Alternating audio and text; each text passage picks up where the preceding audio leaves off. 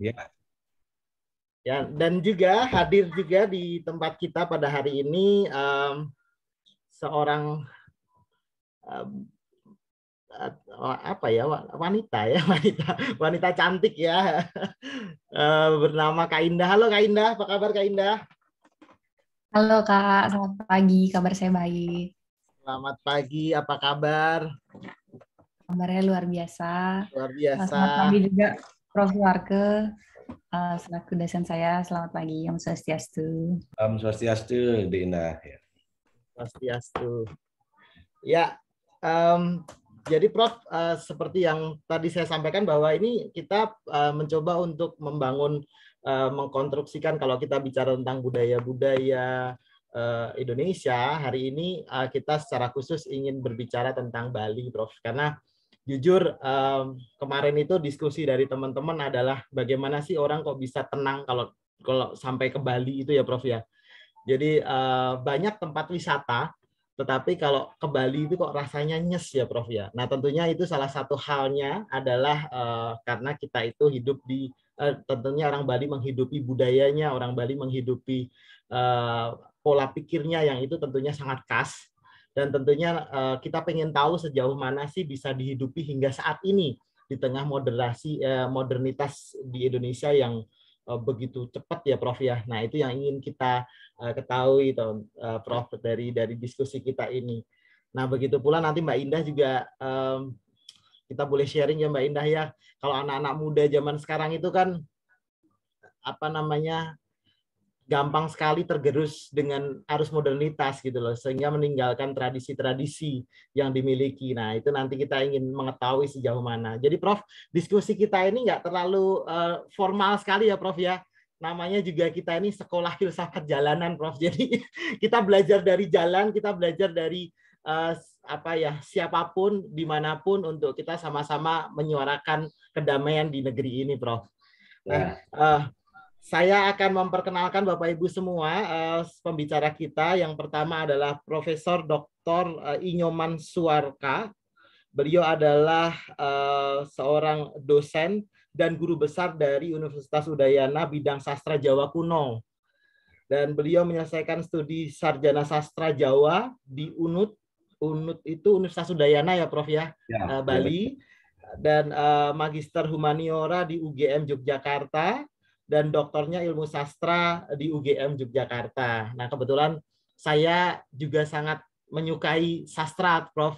Ya, Jadi saya menulis beberapa buku itu tentang sastra Jawa ya. Nanti saya harus oh berguru ya. dengan Nah, Prof Nyoman ini untuk lebih memperdalam apa namanya sastra sendiri ya Prof ya dari Jawa, karena saya ya. jujur pengen tahu sebetulnya apa ada hubungannya nggak sih sebetulnya Bali dengan Jawa, Prof? Atau sebetulnya itu dua suku yang berbeda dan segala macam. Ini mungkin nanti yang banyak teman-teman yang kemarin secara japri ke saya tuh tanya sebetulnya ada nggak sih hubungannya Jawa dengan Bali, Bali dengan suku-suku yang lain. Nah mungkin nanti kita bisa banyak mendapatkan insight-insight itu dari tempat ini.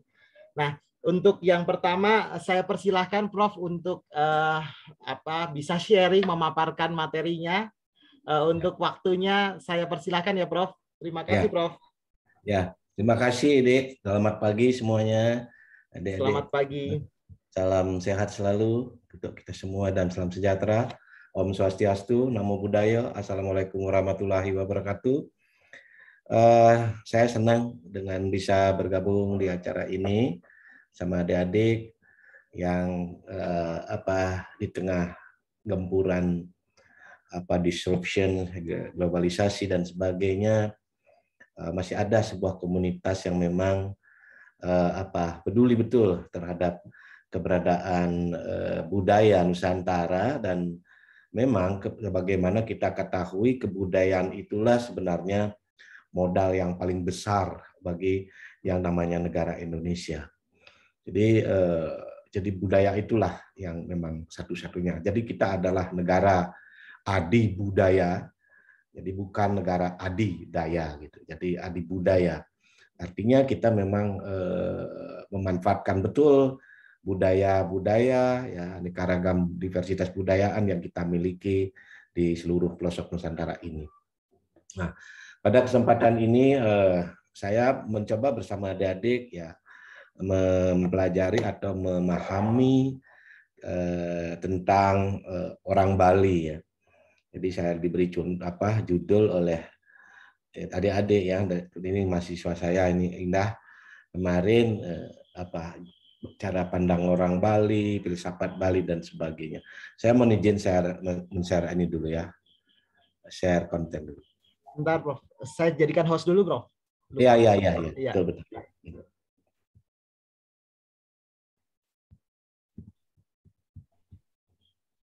Ya, sudah, Prof. Bisa ya? Ya.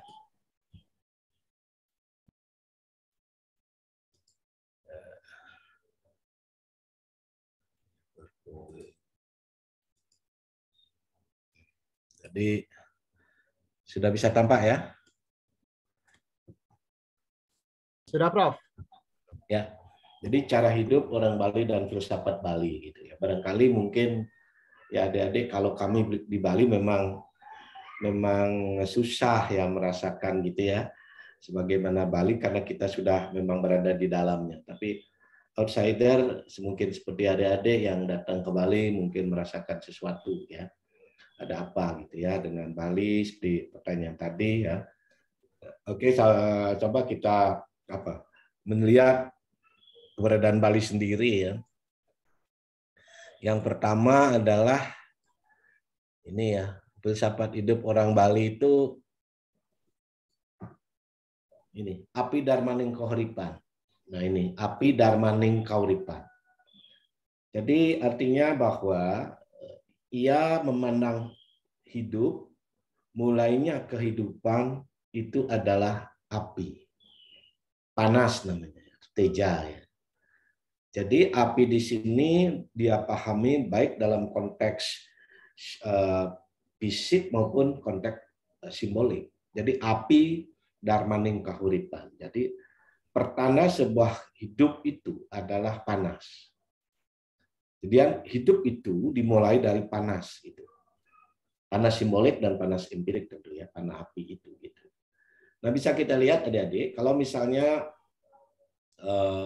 orang Bali ya. Mungkin kalau adik-adik ke Bali akan adik-adik selalu melihat pola rumahnya itu selalu ada dapurnya dekat dengan pintu masuk halaman rumahnya. Dia akan menempatkan bahwa dapurnya itu sebagai paling awal di posisi pintu masuk rumah. Itu suatu implementasi dari api darmaning kahuripan. Dan kalau kita ingin mengetahui apakah di keluarga itu memang terjadi hidup dan kehidupan, tentu kesejahteraan maksudnya dalam arti luas ya, orang akan mengukur dari dapurnya. Jadi kalau dapurnya menyala, kalau dapurnya ngebul gitu ya, berarti keluarga itu masih hidup, masih sejahtera. Gitu. Jadi logika berpikirnya di situ. Jadi makanya kalau orang Bali itu pang kudus dogen bungut paone gitu. Jadi supaya ngebul aja dapurnya gitu ya. Itu tandanya orang hidup. Jadi api darmaning kahuripan. Dan api itu utpati di dalam agama Hindu, mohon izin kalau saya menyinggung sedikit tentang agama kami. Itu ada istilahnya utpati. Jadi penciptaan. Jadi ut muncul, pati itu awal. Jadi yang muncul paling awal dalam sebuah kehidupan yaitu api itu. Jadi dan panas itu. Tanda panas. Jadi kalau panas pasti ada kehidupan. Seperti juga baik benda-benda mati pun sekarang kan saya kira juga sama. Kalau mobil nggak ada apinya juga nggak bisa hidup gitu ya. HP nggak ada apinya nggak bisa hidup dan seterusnya. Nah ini filsafat orang Bali. Sehingga dia akan mungkin kalau ada di ke Bali akan melihat di situ. Dan api sendiri sebagai substansi baik api simbolik maupun api empirik.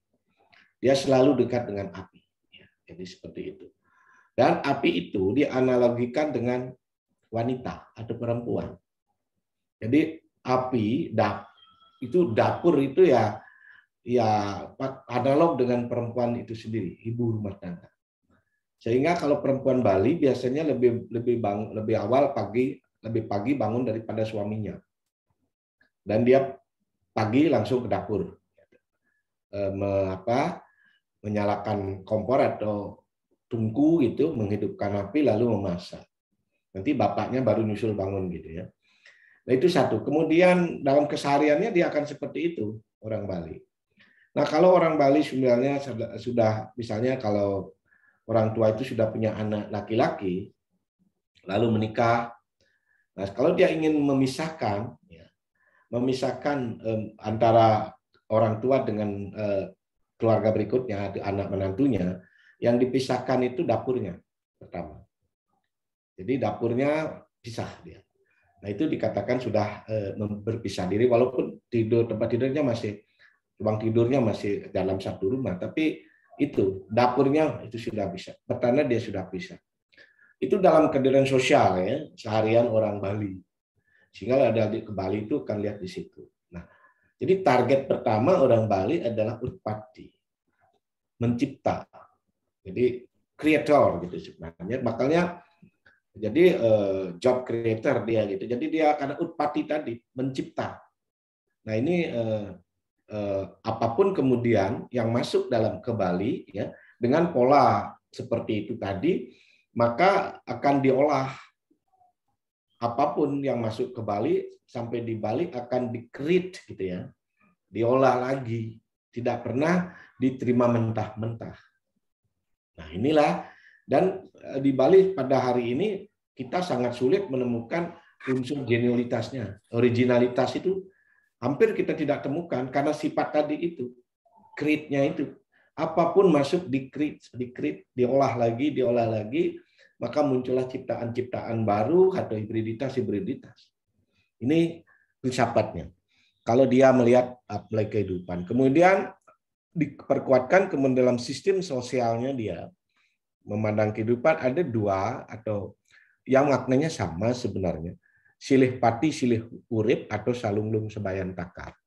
Ini ketika dia melihat sesamanya. Jadi ketika melihat sesamanya. Kalau dia melihat kehidupan, api darmaning kehidupan. Kalau dia melihat sesama yang gunakan silih pati, silih urip, salulung sebalang takar. Di situ ada nilai nanti kita lihat misalnya. Nah ini. Jadi kehidupan bagi orang Bali adalah sesuatu yang gelap. Ketidaktahuan namanya. Kalau di dalam orang Bali mengatakan sinawang gitu ya. Jadi kita ini tamet, kalau orang Bali belok tamet gitu. Tidak ada orang Bali mengatakan dirinya pinter, tidak ada, susah. Nggak mau dia mengatakan dirinya, coba tanya orang Bali, nggak pernah mau dia mengatakan dirinya pintar. Karena ini konsepnya. Jadi kehidupan adalah sebuah kegelapan. Dan ini rasional. Rasional bagaimana? Karena orang Bali kalau menanya dirinya sendiri saja, atau mungkin juga orang lain. Kalau dia menanya berapa jumlah bulu matamu, gitu ya. Berapa jumlah bulu matamu? Atau ada orang bertanya kepada saya misalnya, atau saya sendiri pun bertanya pada diri saya, berapa sih jumlah bulu mata saya nggak bisa menjawab. Jadi yang paling dekat dengan mata, walaupun kita membuka mata, membelalakkan mata, tetap saja kita tidak mampu melihat sesuatu yang paling dekat dengan mata kita sendiri. Dan kita tidak bisa mengetahui secara pasti berapa itu. Inilah yang membuat orang Bali tidak akan pernah unjuk-unjukan gitu ya, nggak mau dia. Sehingga nanti ada istilah dong ada nama bisa segala macam. Jadi awidia namanya, kegelapan. Jadi karena dia sadar seperti itu, yang membuat manusia gelap itu apa gitu? Ya itu tadi berbagai faktor yang sekarang disebut gelap itu bukan artinya ada kemiskinan, ada kebodohan, hal-hal yang seperti itulah yang disebut awidia. Nah, jadi tujuan hidup orang Bali itu adalah sebenarnya menghindari awidia itu, gitu. Jadi menghindari kegelapan itu. Sehingga dengan cara apa? Ia akan menuntut yang namanya widya. Widya itu apa? Pengetahuan itu sendiri. Jadi pengetahuan itu intinya apa? Ya kebenaran itu sendiri. Jadi ilmu pengetahuan itu ya kebenaran itu sendiri.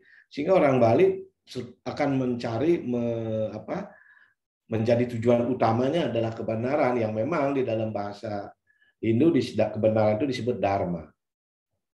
Jadi dharma inilah kemudian yang menginternal di dalam diri orang Bali.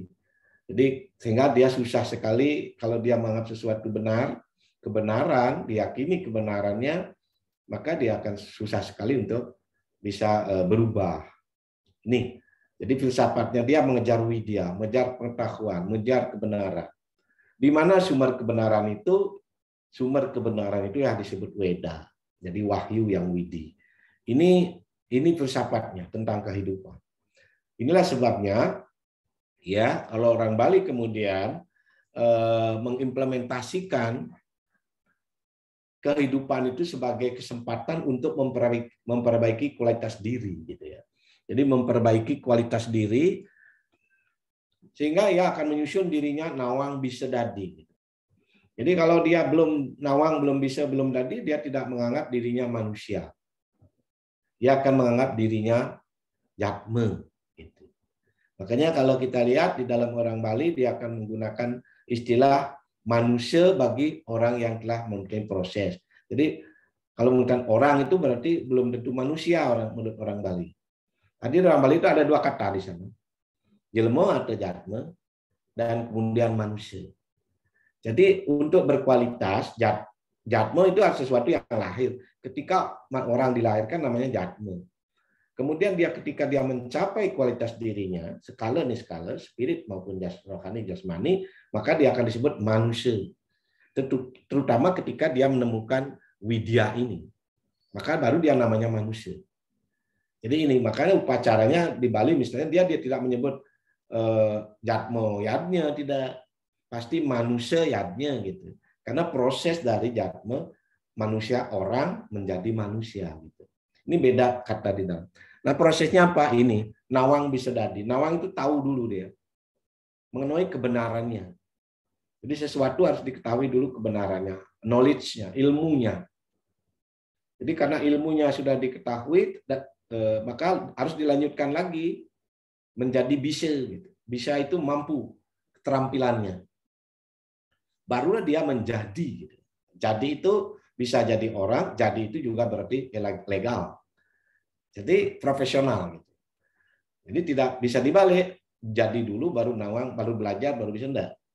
Jadi dia pasti belajar dulu, makanya melajah bahasa Balinya, berlatih, muruk bahasa Balinya, baru jadi. Inilah yang kemudian membuat tadi suasana kalau adik Bali, yang membuat apapun yang dikerjakan orang Bali itu jadi. Karena ada apa? Ada ini, dua ini. Sebenarnya kalau di dalam kehidupannya, nawang ini ada lihat dalam simbol kemulan, sanggah kemulan, makanya banyak sekali sanggah tempat-tempat suci ya, tempat-tempat di Bali itu, nawang itu kemulannya, bisa itu taksunya. Jadi skillnya di situ. Jadi nawang bisa jadi legalisasinya jadi dia atau menghasilkan dia menjadi manusia dia gitu. Maka menghasilkan sesuatu secara profesional. Maka apapun yang dikatakan dihasilkan orang Bali selalu dikatakan metaksu gitu. Ini yang membuat bedanya adik-adik tadi di Bali dengan kalau orang Bali, manusia Bali itu melakukan sesuatu. Ada keistimewaan di situ.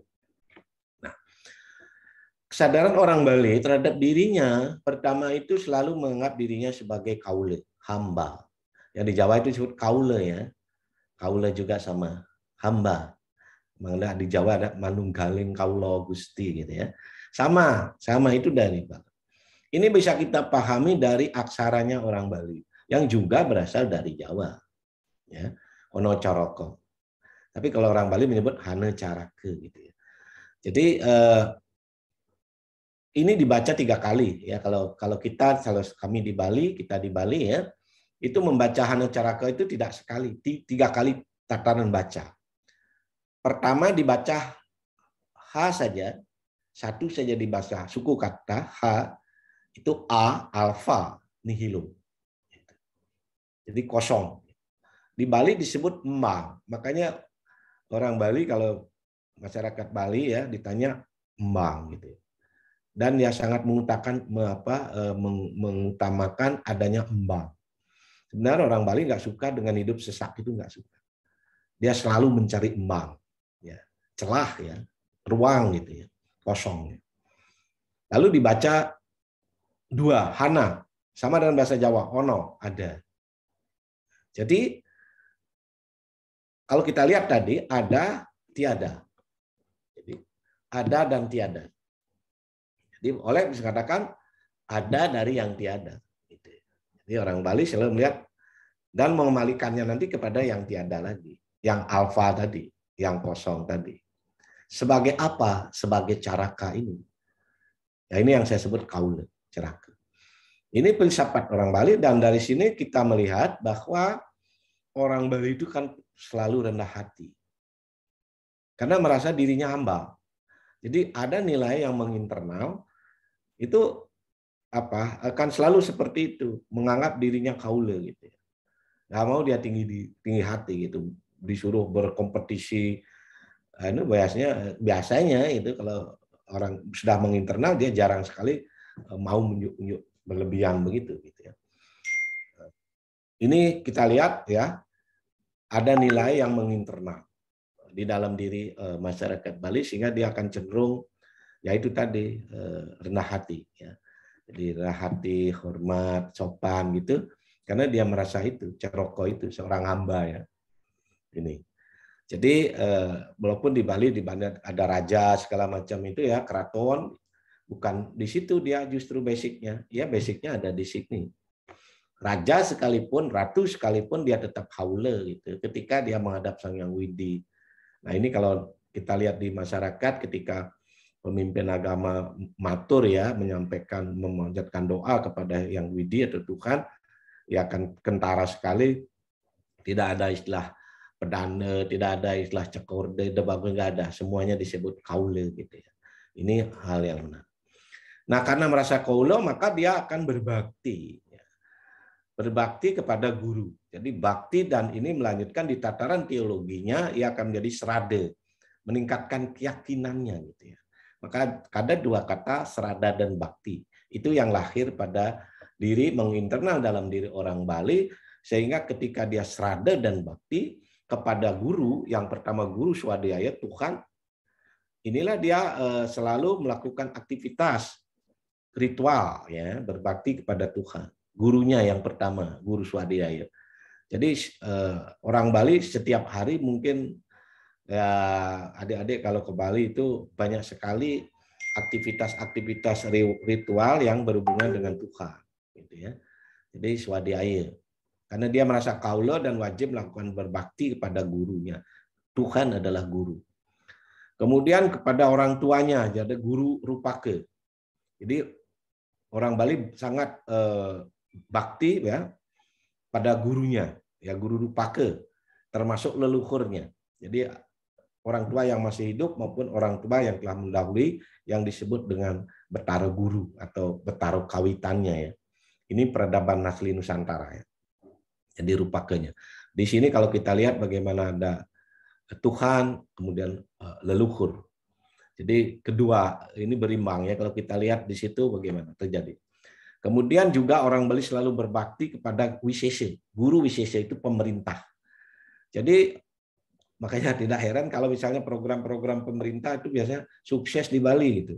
Kenapa bisa menurut gampangnya pemerintah melakukan sesuatu di Bali? Karena ini orang Bali punya guru Wisese, berbakti patuh kepada pemerintah.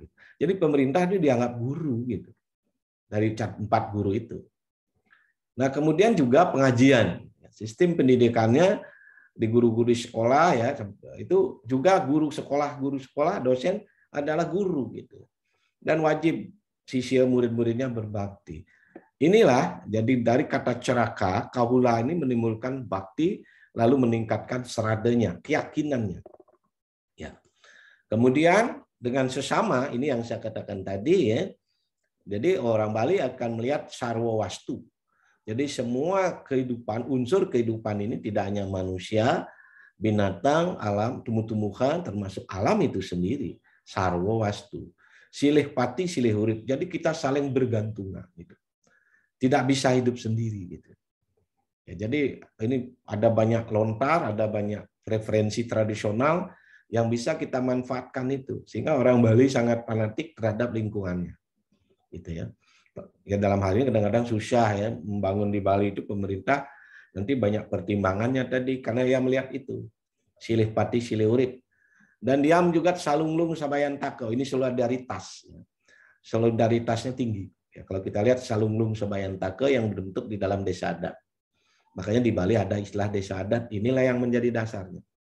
Desa adat. Dia guyub. Ya cuma ya tentu ada baik ada buruk gitu. Kalau guyubnya misal pas baik syukur, kalau jeleknya guyub repot juga gitu. Ya, karena dia sudah satu suara, jelek, baik, ini namanya juga salung-luung ya, sebaik-baiknya sabayan taka seburu-buru bah semati pun itu tetap bersatu gitu. Itu kan kalau salah menafsirkan bisa repot juga gitu. Nah, ini kan perlu namanya itu tadi moderasi itu, literasi dan moderasi. Jadi silih pati silih urip sama artinya seperti itu, dan memang kalau di bahasa Weda kami ada istilah wasudewa kutumbakam ya. Bahwa kita semua di bumi ini adalah saudara. Ini yang kita lihat di dalam bagaimana orang Bali melihat gitu. Nah kemudian tata cara hidupnya di dalam orang Bali itu ya, itu sebenarnya ya hanya kalau kita tadi melihat bahwa ia meyakini dirinya adalah bagian dari yang kosong, embang, gitu ya. Ia terlahir dari embang. Embang itu tadi berarti dia ada di embang itu sendiri. Gitu. Jadi kalau dia berada di embang, di titik nol, ya, di titik nol, berarti dia harmonis. Itu. Jadi dia makanya orang Bali selalu ke titik nol itu. Dia mau ke titik nol itu gitu. Sebenarnya. Jadi berusaha membawa dia ke titik nol karena pada saat di titik nol itulah ada keharmonisan dan keseimbangan lahir dan batin. Jadi makanya kalau adik-adik nanti ke Bali melihat orang mecaru ya upacara nyepi ya, H-1 nyepi, pasti dia mencari titik nol. Jadi dia ingin menyimbangkan, nah makanya dia kata ingin menyimbangkan, mengharmonisasi. Di situ karena dia meyakini bahwa ketika terjadi kesalahan disorder dalam struktur alam semesta, maka dia berkeinginan sekali mengalihkannya ke titik nol, dia lakukan ritual. Ritual itu dilakukan di titik nol. Karena nol itulah yang tidak punya positif negatif, itu logikanya. Sehingga yang lain kan sudah punya positif negatif. Karena nol yang tidak punya positif negatif, sehingga dia ada di situ.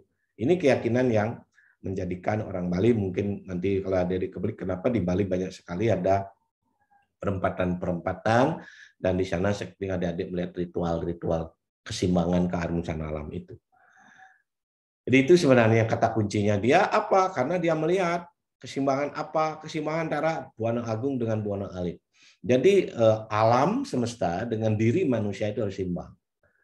Jadi dia pasuk wetu. Jadi antara alam dan semesta dengan dirinya, dia menganggap pasuk wetu. Yang tadi itu, dia bisa keluar masuk di situ.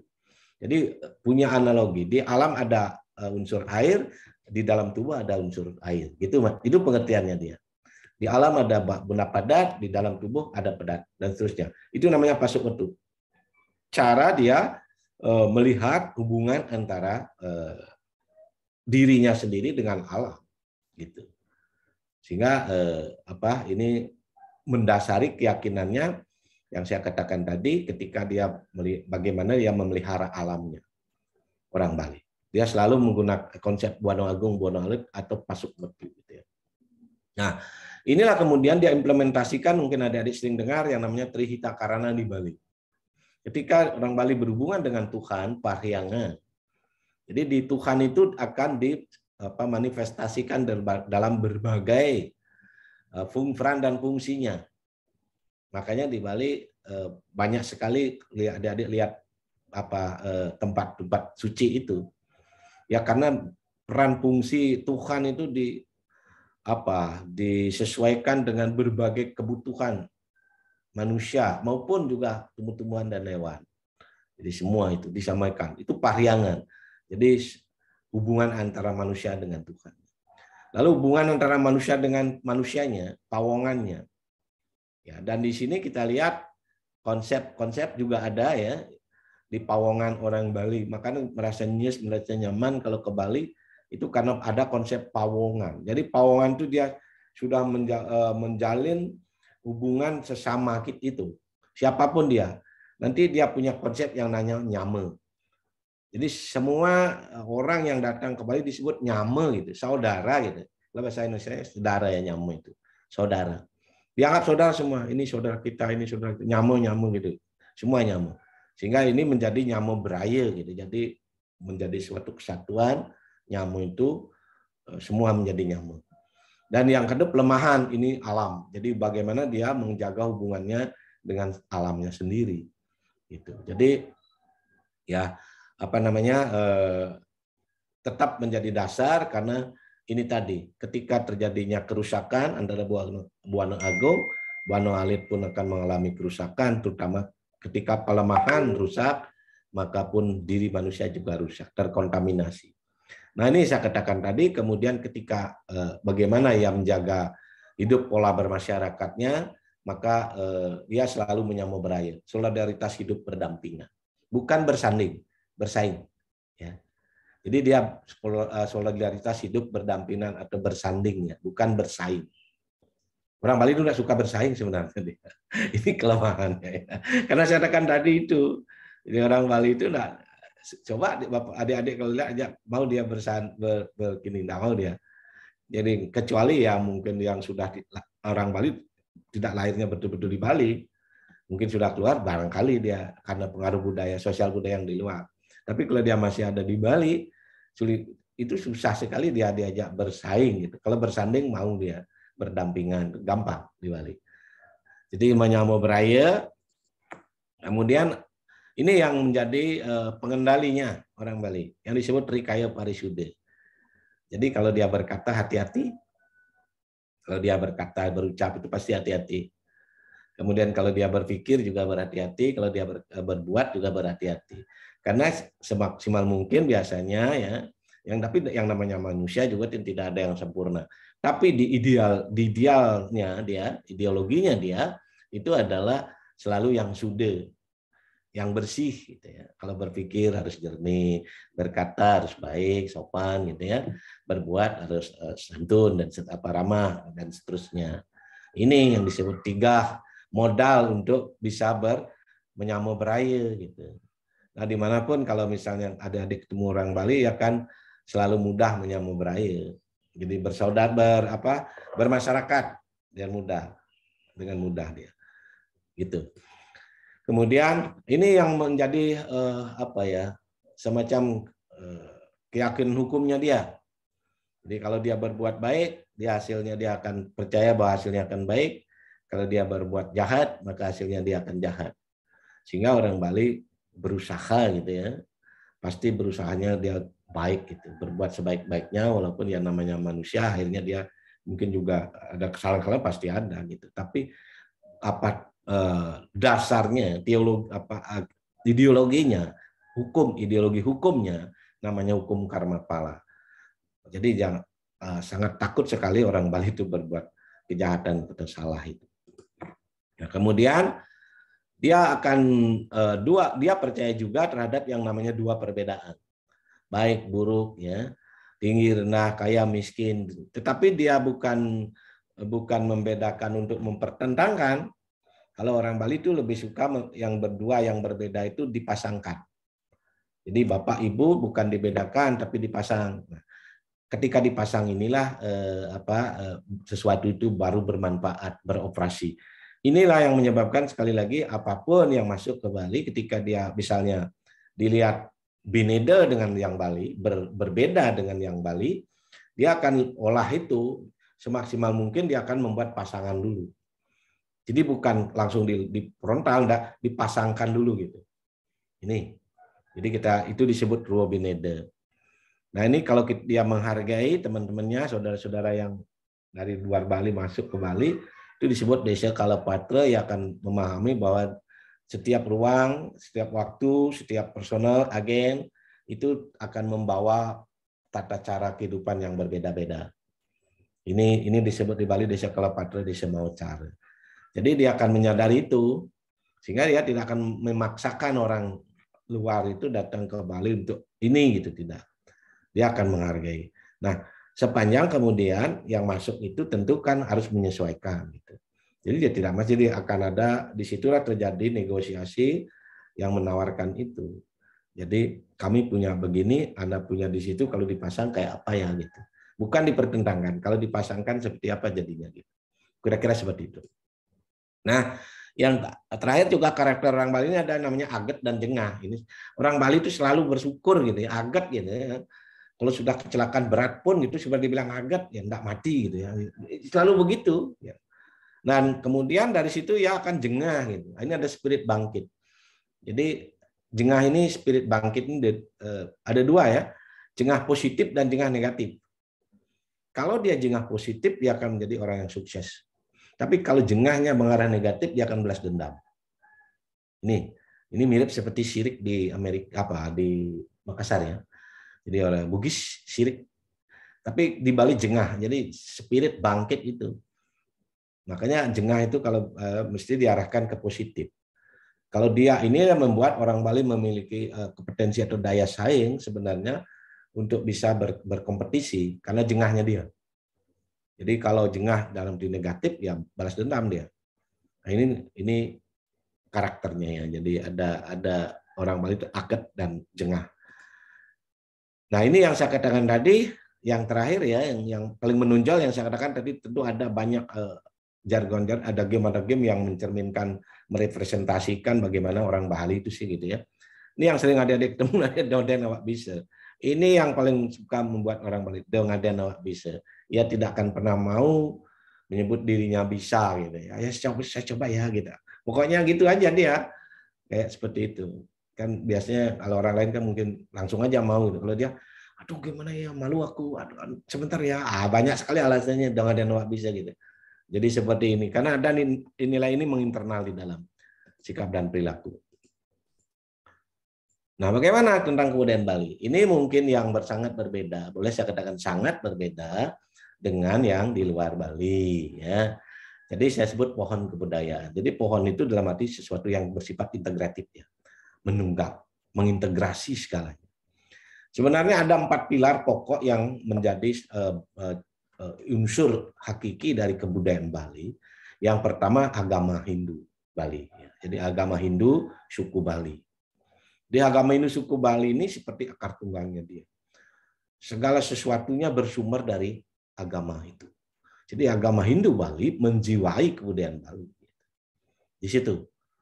Nah, agama ini kemudian nilai-nilai ini ya, budaya ini menjadi simbolisasi dari agama Hindu itu. Dia akan diolah gitu, diaktualisasikan. Pertama adalah desa adat. Jadi batangnya di situ. Jadi desa adat ini ibarat batangnya yang menyokong itu, kebudayaan Bali. Jadi di desa adat lah segala nilai-nilai ajaran-ajaran Hindu itu diolah, gitu. Diaktifasi istilahnya. Nah, kemudian ada 2 desa adat kalau dia dalam kotoran lingkungan keramat desanya, dan subak satu lagi. Walaupun sebenarnya di daerah lain ada juga sawah, tidak akan pernah ketemu namanya subak. Gitu. Hanya ada di Bali. Hanya di Bali ada subak. Yang menamakan lahan pertaniannya itu subak. Itu dia tempat dia melakukan mata pencaharian di situ dan juga selalu dijiwai oleh agama Hindu tadi di situ. Sehingga orang Bali akan menyebut istilahnya sendiri tentang lahannya dia itu. Sambil contoh ya, misalnya orang Bali menyebut sawahnya itu ume atau carik ya.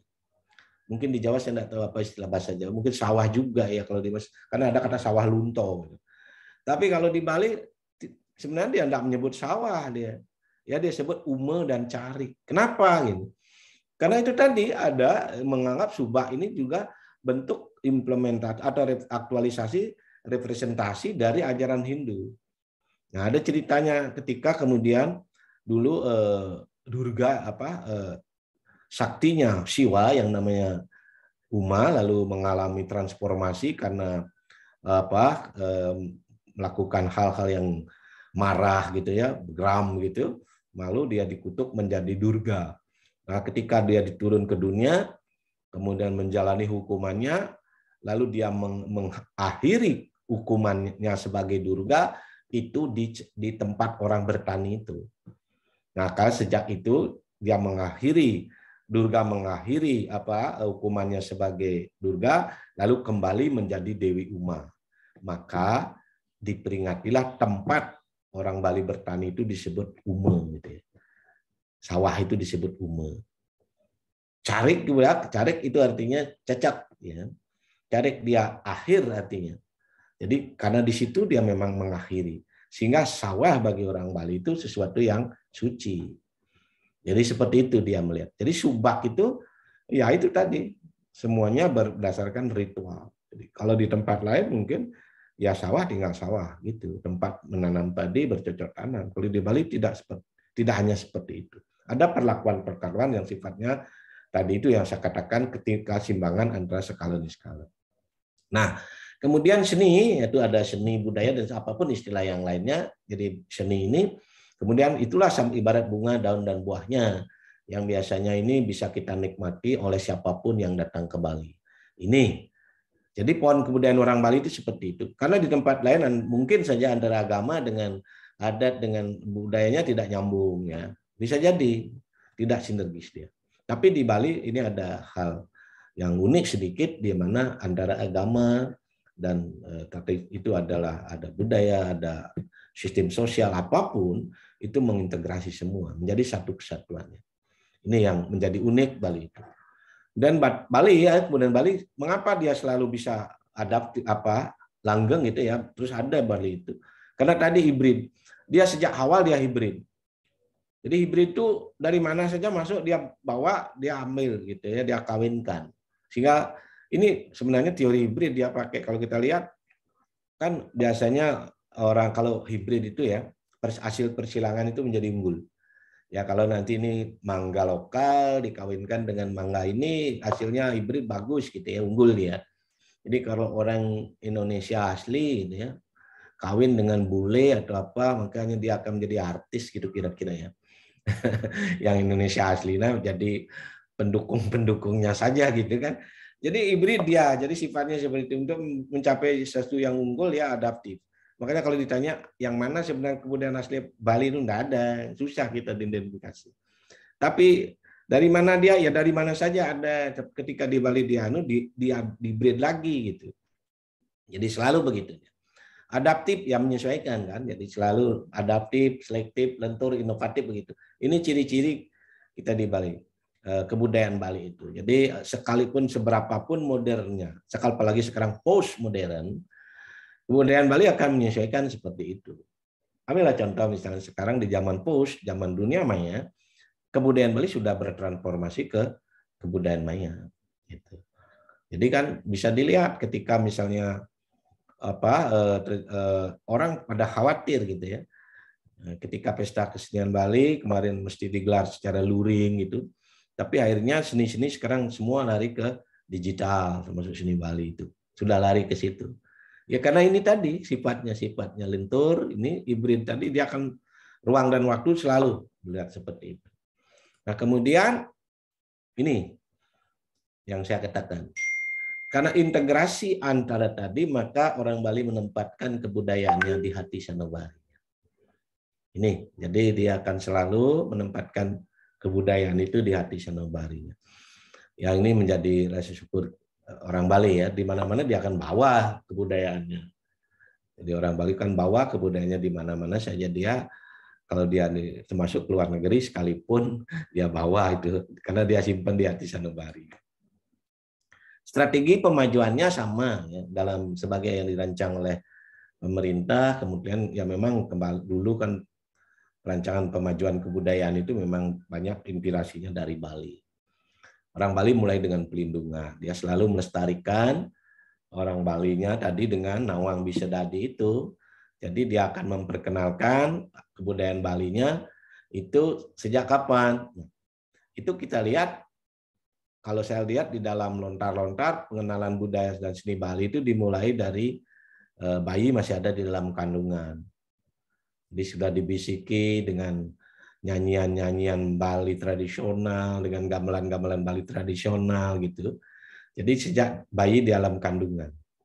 Jadi dari situ sudah dikenalkan. Dalam lontar ada satu lontar yang namanya Darmo Kahuripan. Di situ bisa dilihat kapan sebenarnya orang Bali memperkenalkan kebudayaan. Dia sudah mulai pada saat bayi, jadi adalah dalam kandungan. Jadi selalu dilindungi kebudayaannya karena dia itu bagian integral dari kehidupannya beragama, selalu dikaitkan dengan keyakinan dan kebaktiannya tadi. Kemudian dia bisa kembangkan. Jadi selalu dikembangkan, tidak ada kan kemudian beliau stagnan. Jadi dia akan selalu berubah. Kalau kita lihat banyak gambar-gambar ya nanti dalam praktek ya, apapun datang dia akan impor saja gitu. Pakai saja, dia akan kembangkan kebudayaannya sesuai dengan perkembangan zamannya.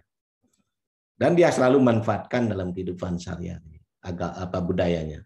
Jadi dimanfaatkan betul, baik terutama dalam pembentukan karakternya. Jadi di situ dan kemudian pembinaannya dia bisa lakukan masif ya, masif sekali pembinaan kebudayaan ini, beda sekali mungkin dengan daerah luar ya. Pembinaan kebudayaan di Bali itu masif, mulai lembaga, ya, lembaga swasta, lembaga pemerintah selalu ada. Listibia, jadi kalau dia lembaga non pemerintahnya Listibia misalnya, ada lembaga adat dan seterusnya, dan individu-individu semua, termasuk kelompok atau seke-seke di Bali disebut. Jadi pembinaannya masif ya saya katakan. Nah ini saya kira inilah yang tadi mungkin adik-adik membuat mengapa kebudayaan Bali itu selalu bisa dipertahankan dari gempuran-gempuran modernisasi maupun globalisasi. Jadi dia punya faktor internal yang seperti karakternya ini, ya, jadi hibrid, adaptif, selektif, lentur, inovatif, itu luas, dia selalu seperti itu, sehingga dia bisa menyerap yang luar. Dan strategi pemajuannya juga masif ya kalau kita lihat. Nah itu yang dapat saya sampaikan adik-adik, mungkin nanti kita bisa diskusi lebih jauh. Baik, Prof. Terima kasih. Ya, baik, Jadi sudah panjang.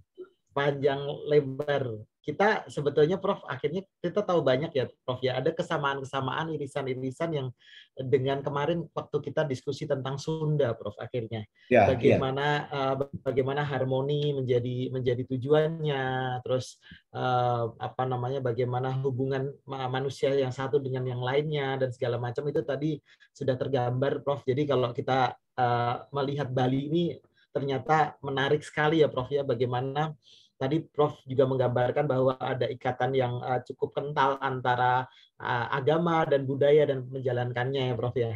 Ya. Ya.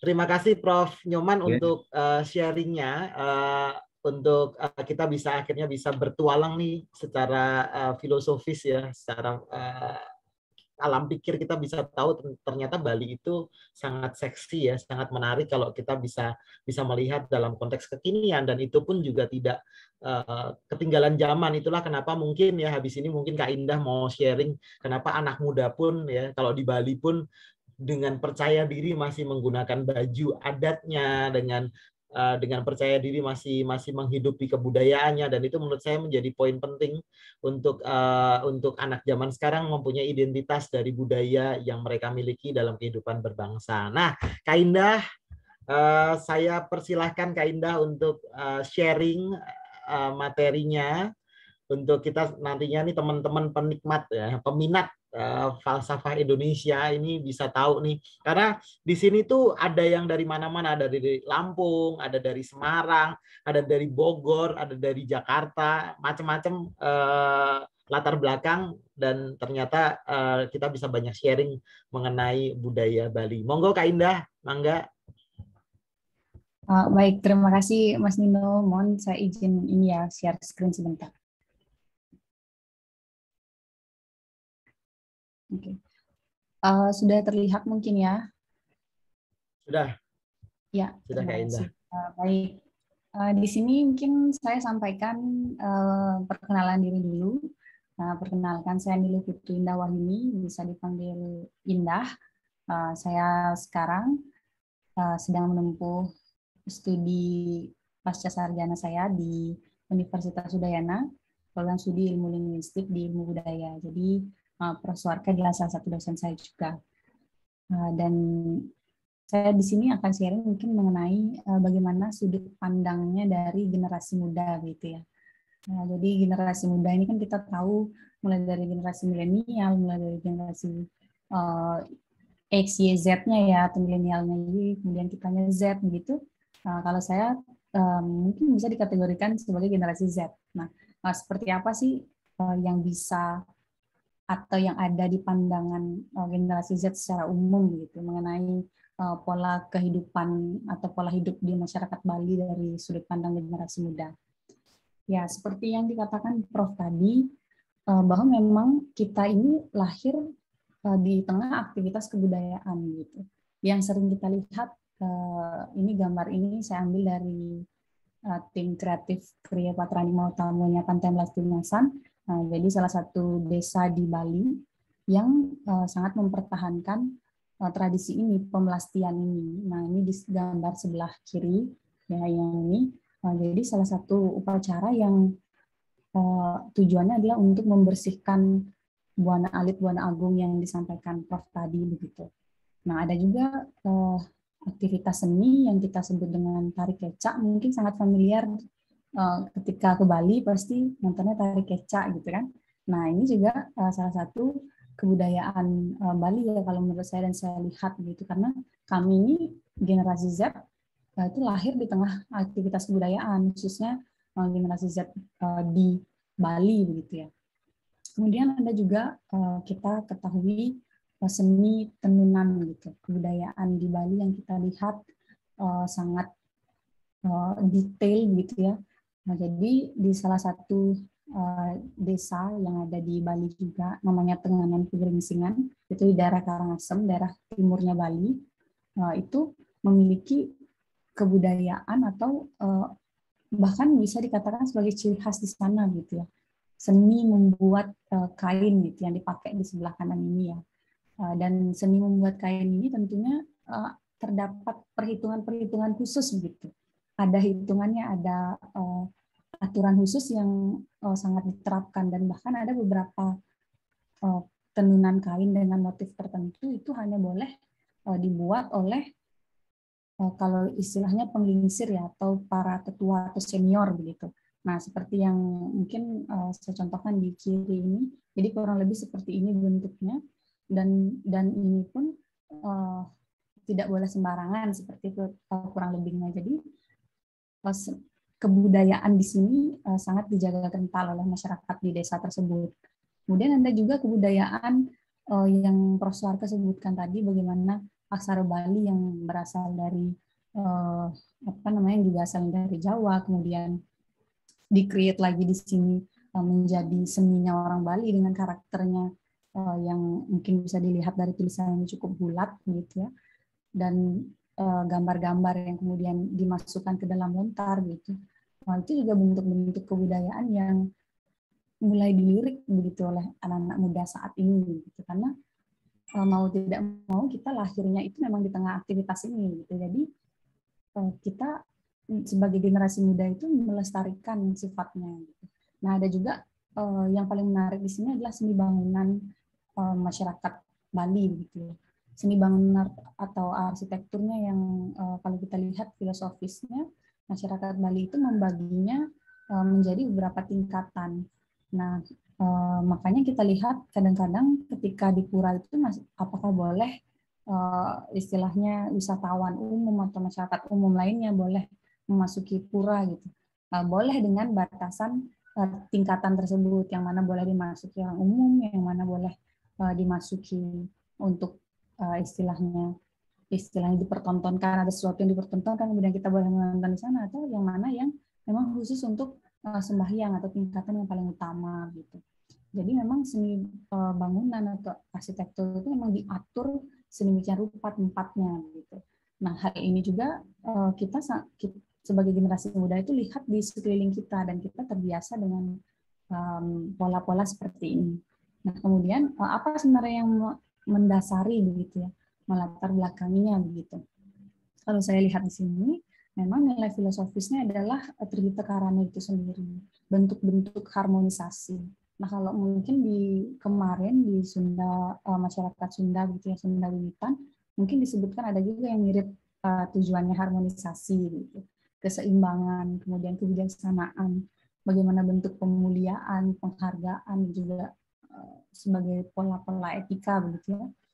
itu Trihita Karana ini nilai filosofis yang menurut saya selaku generasi muda gitu, generasi Z, memang merasakan nilai yang luar biasa gitu. Ada rasa yang luar biasa. Mungkin ini juga dirasakan oleh teman-teman semuanya. Kalau misalnya ke Bali, pasti merasakan ada rasa damai, begitu, ada rasa beda, begitu ya. Nah, karena di masyarakat Bali, kehidupan masyarakat Bali itu sangat menjaga sekali hubungan harmonisasi ini, baik manusia dengan Tuhan, manusia dengan manusia, dan manusia dengan alam ataupun lingkungannya, gitu. Nah, karena mereka menjaga ini sebagai bentuk itu tadi yang saya sampaikan, pemuliaan terhadap Tuhan dan ciptaannya, bagaimana kita bisa menghargai sesama manusia dan juga ciptaan Tuhan, dan itu pun akan mengatur pola etika ini sendiri, begitu. Sehingga jadi nilai filosofisnya mungkin yang saya tangkap secara umum dari kita bisa melihat ya gitu, itu adalah ini tatwa susila acara ini. Gitu. Mungkin kita sebagian besar kita tahu bahwa secara ringkasnya tatwa atau hakikat gitu adalah dasarnya, kemudian susila adalah bagaimana mengatur pola tingkah laku, etika dan aktivitas, kemudian bagaimana acara atau upacara itu tadi, sehingga apapun yang dilakukan oleh masyarakat itu tidak, masyarakat Bali terutama, ini tidak terlepas dari bagaimana sebenarnya hakikatnya, kemudian apa tujuannya melakukan hal tersebut. Kemudian dia akan juga mengatur pola tingkah laku atau pola aktivitasnya. Jadi hal-hal demikian yang seperti Prof. Suharto katakan tadi, adanya Trikaya Parisuda, mengatur bagaimana masyarakat Bali itu berpikir, berucap, kemudian bertindak, begitu ya. Itu semua selalu dengan dasar atau tatwa atau hakikat itu sendiri. Nah, itu nilai filosofis yang sebagian, mungkin semua generasi muda gitu, dia memahami dengan istilah yang lebih sederhana yang kita sebut dengan logika, etika, estetika gitu. Nah, mungkin itu yang lebih sederhana bisa diterima oleh generasi muda gitu. Dengan sumber-sumber seperti Trihita Karana dan juga tatwa susila acara ini. Apa contohnya gitu? Nah, contoh-contoh dari Trihita Karana yang bisa kita lihat dan sering sekali kita lihat gitu dari sudut pandang generasi muda, bahkan anak-anak muda sekarang pun juga ikut ya gitu dalam melaksanakan upacara ini gitu.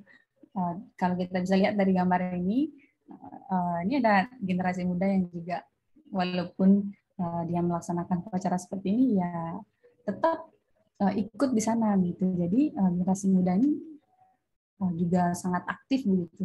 Nah, karena kita lahirnya di tengah aktivitas kebudayaan ini. Kemudian ada juga di masyarakat Bali itu sangat mengatur bagaimana kelahiran, kehidupan, dan juga kematian. Gitu. Sehingga semuanya itu memang berdasar, gitu. Ada dasarnya. Gitu. Bagaimana kita lahir, bagaimana kita dalam menjalani kehidupan, pola-pola tingkah laku, atau disebut dengan juga karma pala itu tadi, bagaimana kita berbuat, maka itulah hasil yang kita dapatkan. Gitu. Saya rasa itu sangat universal sekali, gitu. Nilai-nilai filosofis yang universal yang bisa istilahnya diadopsi ataupun dipakai dan diterapkan oleh semua kalangan yang ada gitu. Dan juga bagaimana pola kematian. Jadi mulai dari kelahiran, kehidupan, dan kematian ini, saya rasa ini adalah bentuk penghargaan terhadap manusia itu, sehingga kita benar-benar menghargai keberadaan dari diri gitu. Jadi sangat diatur kelahiran, kehidupan, kematian, dan semuanya ini sudah membudaya di masyarakat Bali.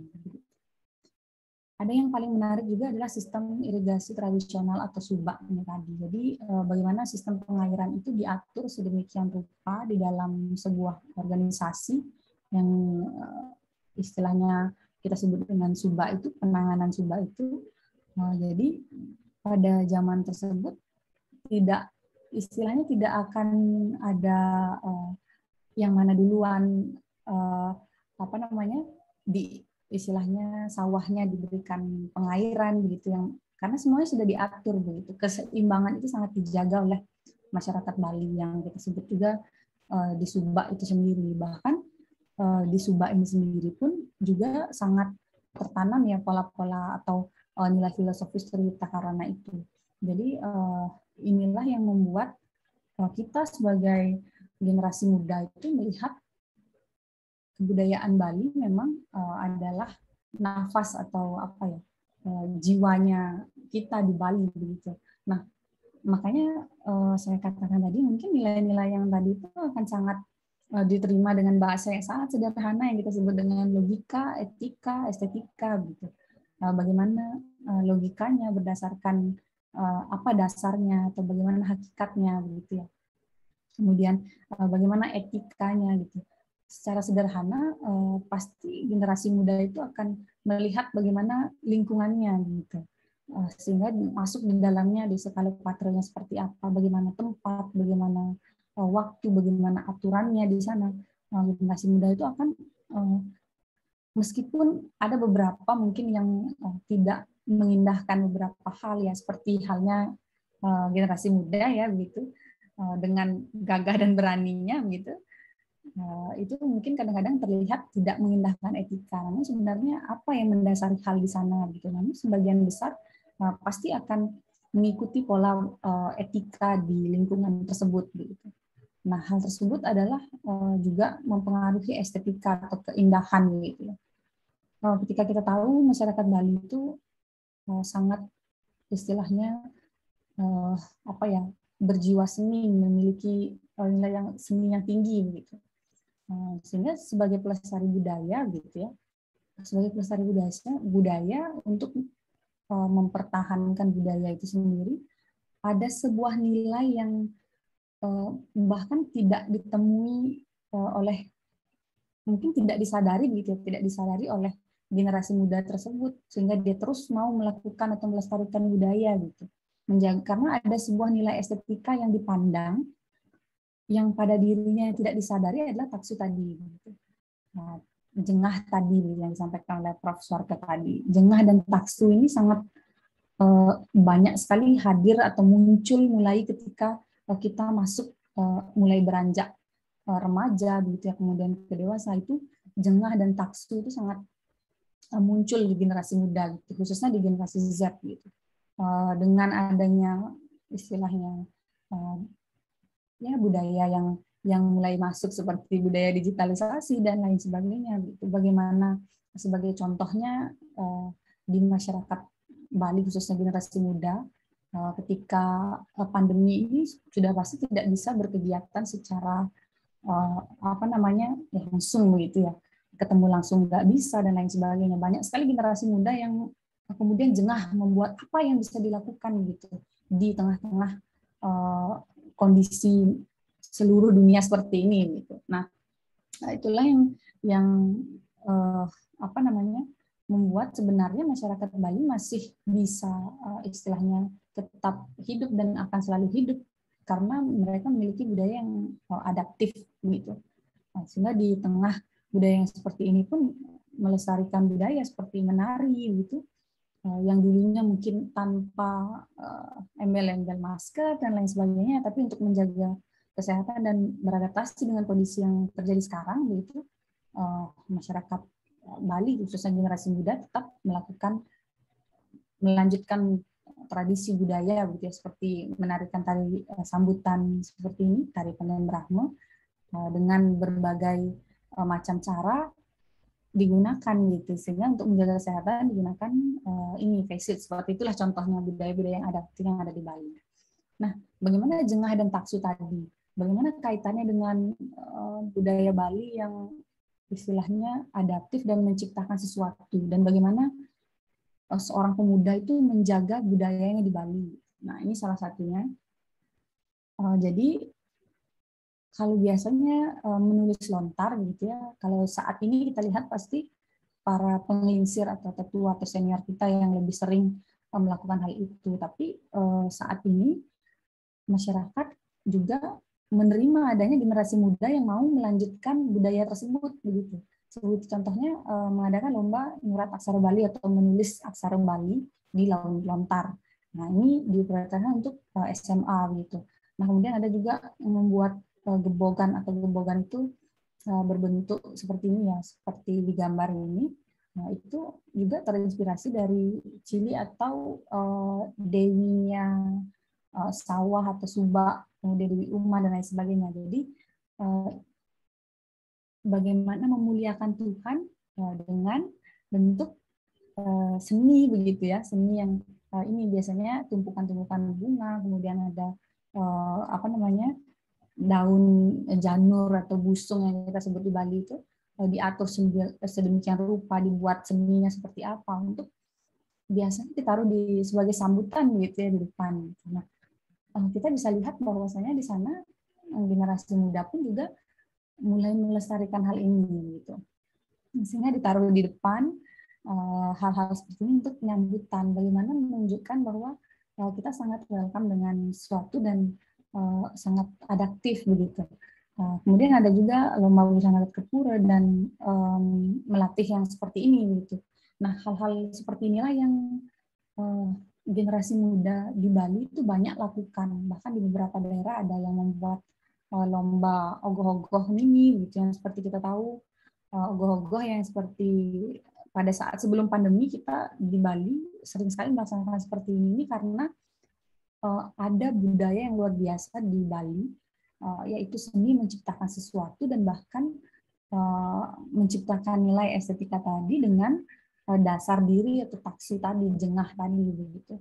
Bagaimana masyarakat Bali seperti yang saya katakan di generasi muda khususnya mempertahankan budayanya dengan melakukan perlombaan, meng-create sesuatu dengan hal-hal yang baik, yang melestarikan budaya, karena ada ini nilai taksu dan jengah tadi yang saya sebutkan generasi muda miliki begitu ya, yang mungkin secara sadari saya sebagai generasi muda pun ingin juga memiliki juga nilai-nilai seperti ini, taksu jengah yang kemudian memunculkan keberanian begitu. Seperti halnya saat ini berani untuk mencoba sharing ke teman-teman semuanya, bahkan ada di seluruh Indonesia saat ini yang luar biasa sekali.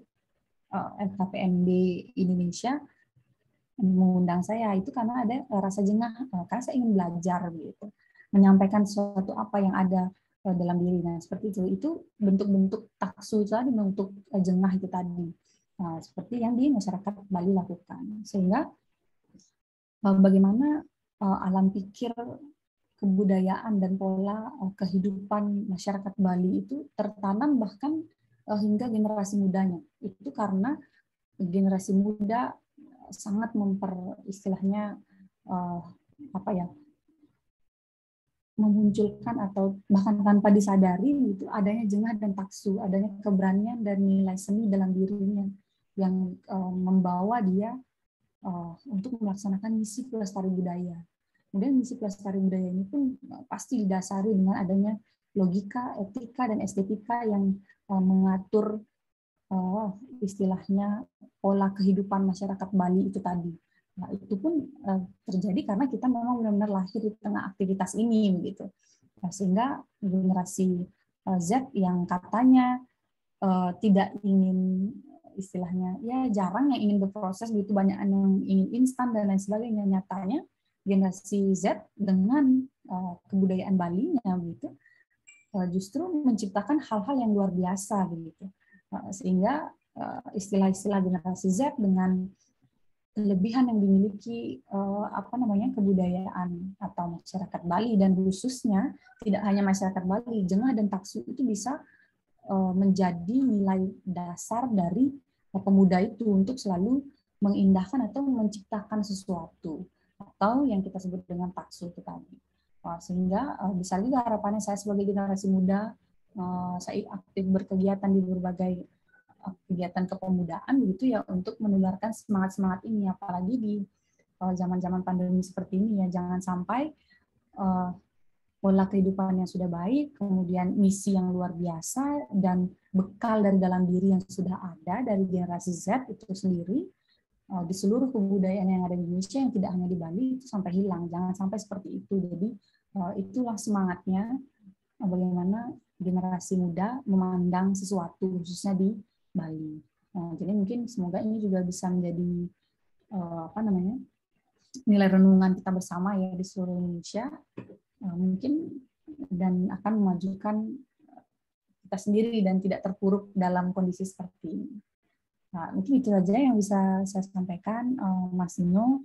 Nah, saya ucapkan terima kasih, matur suwun. Saya stop sharing ya. Oke, thank you Mbak Indah untuk sharingnya. Jadi kita akan masuk sesi tanya jawab. Seperti yang tadi kita sampaikan bahwa kita ini nggak kaku kayak kanebo kering. Jadi kita ngobrol lucu, santai tapi serius ya.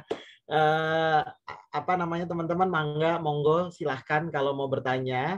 Nah, telah hadir nih juga di sini ada teoretikus dari Sekolah Filsafat Jalanan, Bang Jesus Anam. Halo Bang Jesus.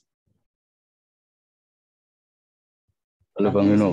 Halo Bang Jesus. Bang Jesus mau memberikan pertanyaan atau komentarnya Bang Jesus? Mangga. Boleh. Siap. Terima kasih kepada Profesor, pada Mbak Niluh, Mbak Indah. Ya. Jadi Bapak saya ini kan sebenarnya orang Bali ya, orang negara, cuman Bali Muslim. Dan saya juga sering ke Bali karena memang Bapak saya tinggal di Bali, di daerah Tukadaya. Tukadaya ya. Nah, Tukadaya. Jadi memang saya melihat budaya Bali ini atau masyarakat Bali ini yang masih berpegang teguh pada tradisi budaya yang diintegrasikan dengan agama. Dan saya sangat mengapresiasi ini ya, karena di banyak tempat, misalnya di Jawa sendiri, saya juga belasan Jawa, Bali, Maduranya juga ada.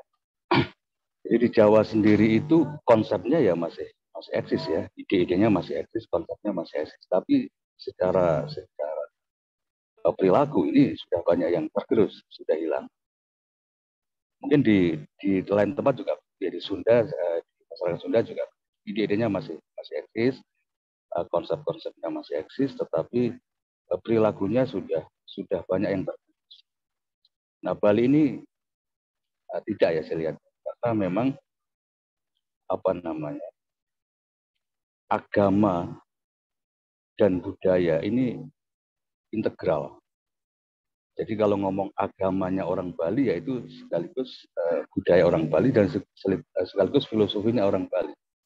Kalau ngomong filosofinya orang Bali ya budayanya orang Bali, ya agamanya orang Bali, jadi integral. Saya setuju apa yang dikatakan oleh Profesor tadi, bahwa orang Bali itu adaptif, tapi selektif. Adaptif, selektif, inovatif. Karena saya lihat meskipun Bali ini didatangi oleh berbagai macam atau berbagai ragam kebudayaan, pemikiran, konsep, filosofi dan sebagainya, tetap menjadi orang Bali. Jadi tetap tidak menghilangkan kebaliannya. Nah, ini menurut saya memang perlu menjadi contoh ya. Ini prototype ya, bisa menjadi prototype bagi masyarakat yang lain. Saya sangat terinspirasi dengan masyarakat Bali karena nilai-nilai ini menjadi way of life yang terpatri di Sanubari. Dulu bahkan ada guyonan gini. Kalau di Bali itu kalau ada maling, itu pasti yang maling itu bukan orang Bali gitu. Itu saking hebatnya orang Bali menjaga nilai-nilai budaya Bali, termasuk konsep karma. Nah, ini jarang terjadi. Makanya di lain tempat itu konsep-konsep ideal seperti ini masih dibicarakan, masih eksis, tetapi perilakunya sudah berbeda. Nah, orang Bali perilaku dan filosofinya integral.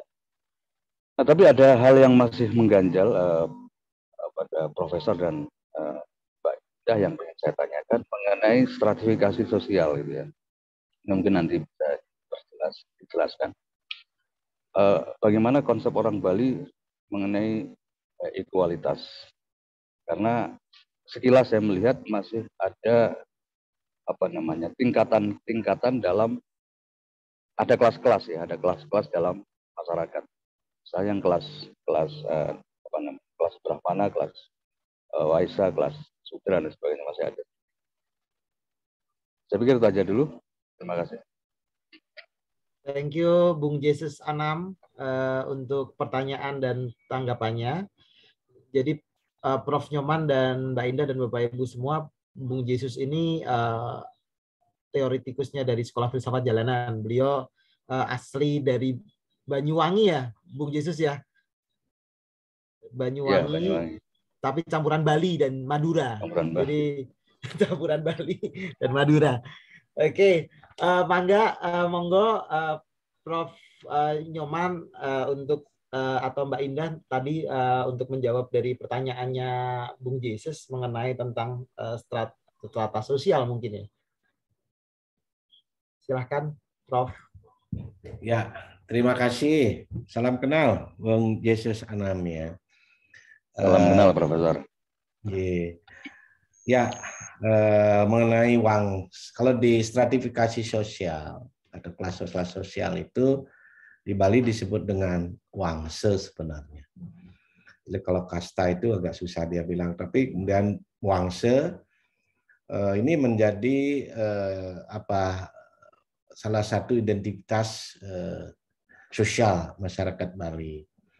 Tapi sebenarnya dia punya lagi kata yang lebih spesifik lagi, itu soroh gitu. Jadi ada wangsa, ada soroh. Jadi kalau wangsa itu masih ada pengaruh dari Jawa. Ya, jadi dari Jawa, dari India masih ada. Kalau dari India kan kasta, kemudian wangsa diterjemahkan, kemudian menjadi ini. Di Bali menjadi wangsa ada, kemudian soroh gitu. Nah, bagaimana dia memperlakukan? Itulah yang saya katakan tadi. Jadi orang Bali akan pada tataran tertentu dia menggunakan konsep guru tadi. Ya, jadi dia menggunakan konsep guru. Jadi ada orang wangsa di sini, ya misal wangsa sekarang dikaitkan dengan keturunan. Ya. Jadi ada dua sebenarnya, wangsa yang masih sedang ya, diakui oleh legitimasi masyarakat Bali adalah yang berdasarkan wangsa kelahiran itu. Wangsa itu keturunan artinya, kelahirannya.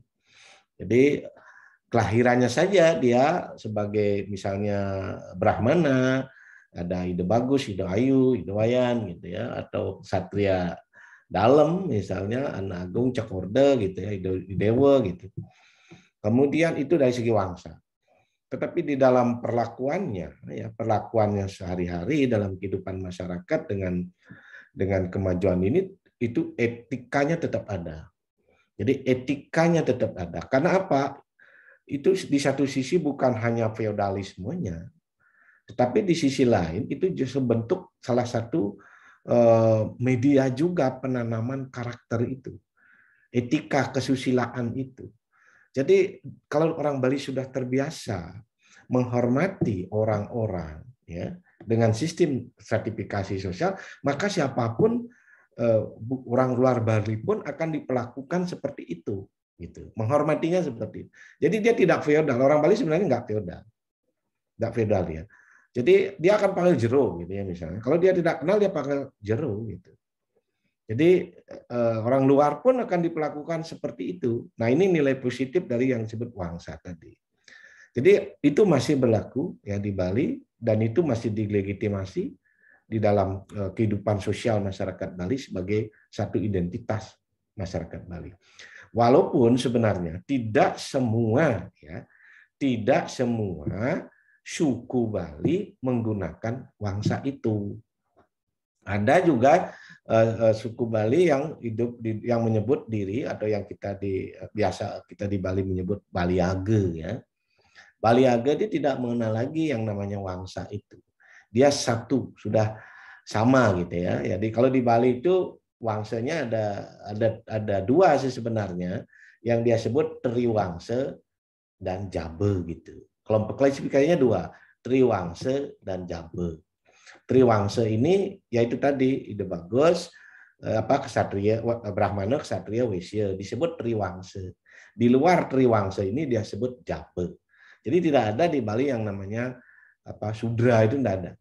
sebenarnya. Tapi orang-orang sering karena membawa istilah-istilah yang dari India, misalnya ada Sudra, di Bali sebenarnya tidak ada Sudra. Ia akan menyebut dirinya Jamba. Nah ini yang tadi disinggung oleh Mas Nino ya. Bagaimana sih orang Jawa dengan Bali ini? Ini akan kelihatan dari stratifikasi sosialnya dia. Maka orang yang menjawakan Jawa itu adalah Bali dan Banten. Jadi yang menjawakan Jawa itu, jadi mengistilahkan Jawa itu adalah Bali dan Banten. Jadi demikian sebaliknya, yang membalikan Bali dan Banten pun adalah Jawa. Karena kata Jawa itu artinya Jabe yang saya katakan tadi. Jabe itu sama dengan Jawa, di luar gitu. Jadi di luar Banten, ya, Bali kan sama dengan Banten artinya. Makanya ini menariknya di situ. Kalau Bali dulu namanya Banten namanya Sunda, Sunda besar, maka Bali disebut Sunda kecil gitu. Di tengahnya Jawa gitu. Ini konsepnya. Maka di dalam cerita ada Sunda, Upah Sunda gitu. Jadi Sunda Banten Barat ya, Sunda besar, Sunda kecil. Jadi Upo Sunda dia gitu. Ini sebenarnya keterkaitannya ada di situ. Dia yang menjawab, sekali lagi Jawa dijawakan oleh Bali karena keberadaannya karena Bali dan Banten itu. Jadi disebut Jabe. Jadan itu artinya di luar Bali gitu, di luar Banten, maka disebut Jawa. Demikian ini pun juga pengaruh dari cara dia menyebut stratifikasi sosial di dalam masyarakat Bali tadi. Ini.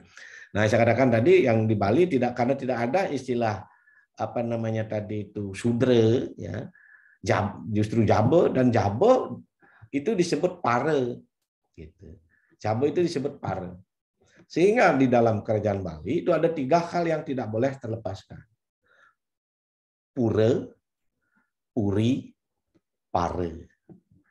Ini yang memiliki keberadaan yang dianggap sebagai 3-in-1 kesatuan.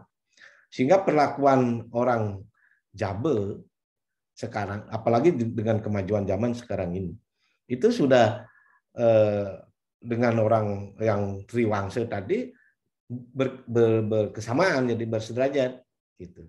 Coba sekarang kalau Bapak Ibu nanti main-main ke Ubud misalnya di Puri Ubud gitu ya. Itu kan terkenal puri itu, Puri Ubud, Puri Karang. Sudah ada itu tadi, tidak lagi dianggap sebagai ini adalah rakyat dalam arti yang tadi itu, tapi sudah lihat sebagai jabonya itu tadi. Kalau tidak ada jabo, tidak ada jero gitu. Ini yang saya sebut tadi apa, dualitas itu, Ruo Bineda itu. Jadi kalau tidak ada Jawa, tidak ada Bali, tidak ada Banten. Kalau tidak ada Jawa, demikian pula kalau tidak ada Jawa, kalau tidak ada Bali dan Banten gitu. Ini sama itu artinya dualitas dia berpasangan. Makanya antara Jabe, jadi Soroh di Bali itu dipasangkan. Triwangsa dipasangkan dengan Jabe sebagai sebuah dualitas. Siapa yang menjerokan dia? Karena si Jabe ini. Siapa yang menjabokan dia? Si Jero ini. Nah inilah dalam dualitas inilah dia terjadi kesederajatan dan kebersamaan itu. Ini tertanam sebenarnya dalam pergaulan tidak hanya internal. Kebetulan Mas Yesus ya, kalau orang Bali itu saya pernah membaca lontar. Kemarin juga saya ketemu beberapa saudara-saudara kita yang dari agama ya, Kementerian Agama, melihat naskah-naskah Islam yang ada di Jawa, di Bali. Itu ada satu konsep, misalnya seperti tadi, orang Bali, Hindu ya umumnya, orang Hindu di Bali ini, orang Hindu Bali dengan orang Islam gitu ya. Maka orang Bali tidak akan pernah tidak akan mau menyebut saudara Muslim itu Islam. Ia akan menyebut Islam. Ya nanti Mas Yesus pasti akrab itu. Ini nak nyamuk Islam nih gitu. Tidak nyamuk Islam gitu. Itu ada maksudnya. Jadi itu tadi dualitas itu.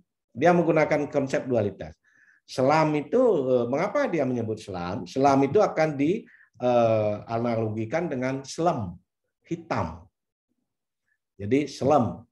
Karena memang identitasnya dulu saya katakan kramo-kramo selam di Bali itu biasanya lebih banyak menggunakan kopiah hitam. Itu, pakai kopiah hitam. Sedangkan orang Bali pakai udang putih gitu. Nah, sehingga apa itu? Nah, inilah dianalogikan dengan mata kita. Jadi hubungan antara Muslim dengan Hindu di Bali itu diibaratkan seperti mata kita.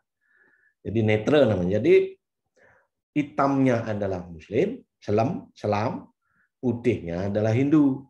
Jadi mata yang sempurna, mata yang ideal itu adalah mata yang punya hitam dan putih.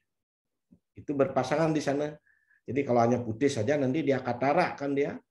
Kalau matanya putih semua, Anda bisa melihat, atau matanya hitam semua, buta total gitu ya, nggak bisa melihat. Jadi begitu caranya dia tadi memasang yang namanya dualitas itu. Sehingga Muslim di Bali itu, ya Bapak Ibu ada kalau mau ke daerah-daerah tertentu, mungkin di Tukadaya ataupun di Budokling misalnya, ya perlakuannya seperti itu. Jadi Islam dan Hindu ya, selam dan putih, hitam dan putih itu harus dipasang dia seperti di mata itu sehingga ideal dan bisa melihat sesuatu secara jernih. Gitu caranya. Ini pun Wangsa di Bali seperti itu. Jadi dia sebenarnya ada dualitas, hanya saja pemahaman masyarakat kadang-kadang kan tidak seperti itu. Tidak sejauh itu, tapi kita semua sebenarnya konsepnya yaitu aja Triwangsa dan yaitu Triwangsa dan Jabe. Ini dualitas. Jadi ketika dia dipasangkan, dia tidak Triwangsa disebut jero, dalam, sedangkan di luar Triwangsa itu disebut Jabe, luar. Gitu. Sama seperti ketika Bali menyebut Jawa, lalu Banten menyebut Jawa, di luarnya itu. Jadi kalau ada di luar, pasti ada di dalam. Di luar dan di dalam akan nyambung ketika dia didualitaskan, dipasangkan, bukan dipertentangkan. Nah itulah kalau orang Bali, cuma bedanya kadang-kadang kalau Jawa dengan Sunda dengan Bali ya, atau Banten dengan Bali, kalau di Sunda dihubungkan dengan Jawa agak konfrontatif dia. Biasanya nggak mau dia, di mana di Bandung ada Jalan Gajah Mada nggak mau dia bikin gitu ya. Ya tapi kalau Bali, wah saya itu gini ya, ini beda ya. Jadi ada anu. Jadi seperti itu kalau kita melihat ini. Jadi Wangsa itu sekali lagi itu ya ada perlakuan sebuah dualitas ya. Jabe jero namanya. Saya kira itu Bung Yesus Anam ya yang dapat saya sampaikan. Terima kasih. Ya, terima kasih Prof. Pemaparannya sangat terima jelas, kasih, Prof. Bagus. Nah, Mbak Indah mau nambahin, Mbak Indah? Dari kacamata anak muda ya. Nih. Ya, betul Mas. Bung Yesus, saya sepakat sebenarnya yang dikatakan tadi bahwa di kalangan anak muda pun kalau misalnya kita bicara anak muda kan biasanya apalagi generasi-generasi Z di lingkungan saya begitu, di lingkungan saya itu memang generasi kita tuh tidak memandang atau tidak membedakan dan mengklasifikasikan sekali mengenai strata sosial seperti itu. Tetapi kita menyadari adanya Triwangsa, menyadari kita adanya Jabe yang tadi disampaikan Prof itu gitu. Ketika istilahnya teman-teman dengan mungkin nama ya, biasanya lebih mudah kita mengenal dengan nama, seperti misalnya ada yang namanya An Agung siapa gitu, atau Ki Gusti siapa gitu kan, dengan Nilo Kutu siapa gitu, seperti nama saya gitulah kurang lebihnya. Jadi kita memang mungkin karena modernisasi yang dan juga istilahnya banyaknya atau kita sering keluar dan lain sebagainya, kita tidak lagi mengklasifikasikan yang atau yang menunjukkan tingkatan seperti itu ya. Kalau misalnya kita bicarakan bahasanya tingkatan sepertinya lebih agak seperti gimana gitu kan ya. Tapi ketika bersama dengan teman-teman, ya sistem yang seperti itu kita sadari, namun dalam pola etika dan tingkah lakunya kita kadang-kadang menyamakan gitu. Kita apa konsepnya berteman begitu kan kalau misalnya dari anak muda. Nah, tapi ketika kita istilahnya bertamu ke keluarganya begitu, kita pasti menggunakan konsep yang Jabe, istilahnya menjerukan yang jeru juga seperti itu. Tapi kita masih dalam konsep keseimbangan atau moderat, atau tidak terlalu berlebihan, tidak juga mendiskreditkan gitu. Jadi memang konsepnya ketika kita bertamu dengan kekeluarga yang istilahnya dalam triwangsa tadi atau dalam sorok-sorok tertentu gitu, kita biasanya generasi muda itu paling tidak menggunakan nggih seperti itu ya, atau iya dengan sapaan yang familiar dengan generasi muda begitu, dengan tetap menjaga kesopanan gitu. Begitu biasanya di dalam tingkah laku atau pola-pola kehidupannya begitu, atau pola-pola bermasyarakatnya dari generasi muda itu sendiri. Jadi kita mengenal memang ada istilah yang seperti itu, cuman tidak mempraktikkannya atau praktiknya tidak seperti arti tingkatan atau klasifikasi strata sosial tadi. Mungkin begitu tambahan singkatnya dari kacamata generasi muda, Mas Nino. Terima kasih. Terima kasih. Thank you. Terima kasih. Nah, Bapak Ibu ada yang mau tanya? Gengs, ada yang mau tanya? Mangga ya, silahkan. Nah, ini di kolom chat sudah ada tanya secara direct sama saya. Dari Kak Maria Santi ini pertanyaannya adalah bagaimana sih sebetulnya posisi manusia dengan alam dan tanggung jawabnya manusia terhadap alam? Dan apakah di Bali itu juga mengenal istilah lingkaran atau samsara? Lingkaran samsara mungkin maksudnya. Mangga, Prof.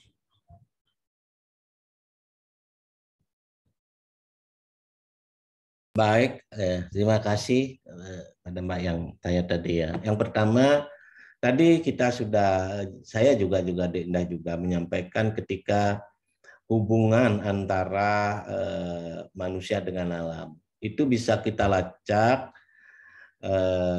dalam dua adagium ya. Yang pertama itu adalah Pasuk Wetuning Buana Agung Buana Alit. Jadi Buana Agung itu adalah semesta, jadi alam semesta. Sedangkan Buana Alit itu adalah diri manusia itu sendiri, tubuh manusia itu sendiri. Jadi antara Buana Agung dan Buana Alit itu analog ya, seperti saya katakan tadi.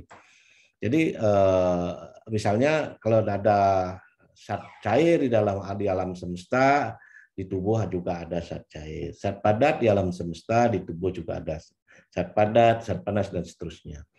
Nah ini karena dia adanya kesadaran inilah, jadi bahwa Buana Agung tidak bisa dilepaskan dari Buana Alit.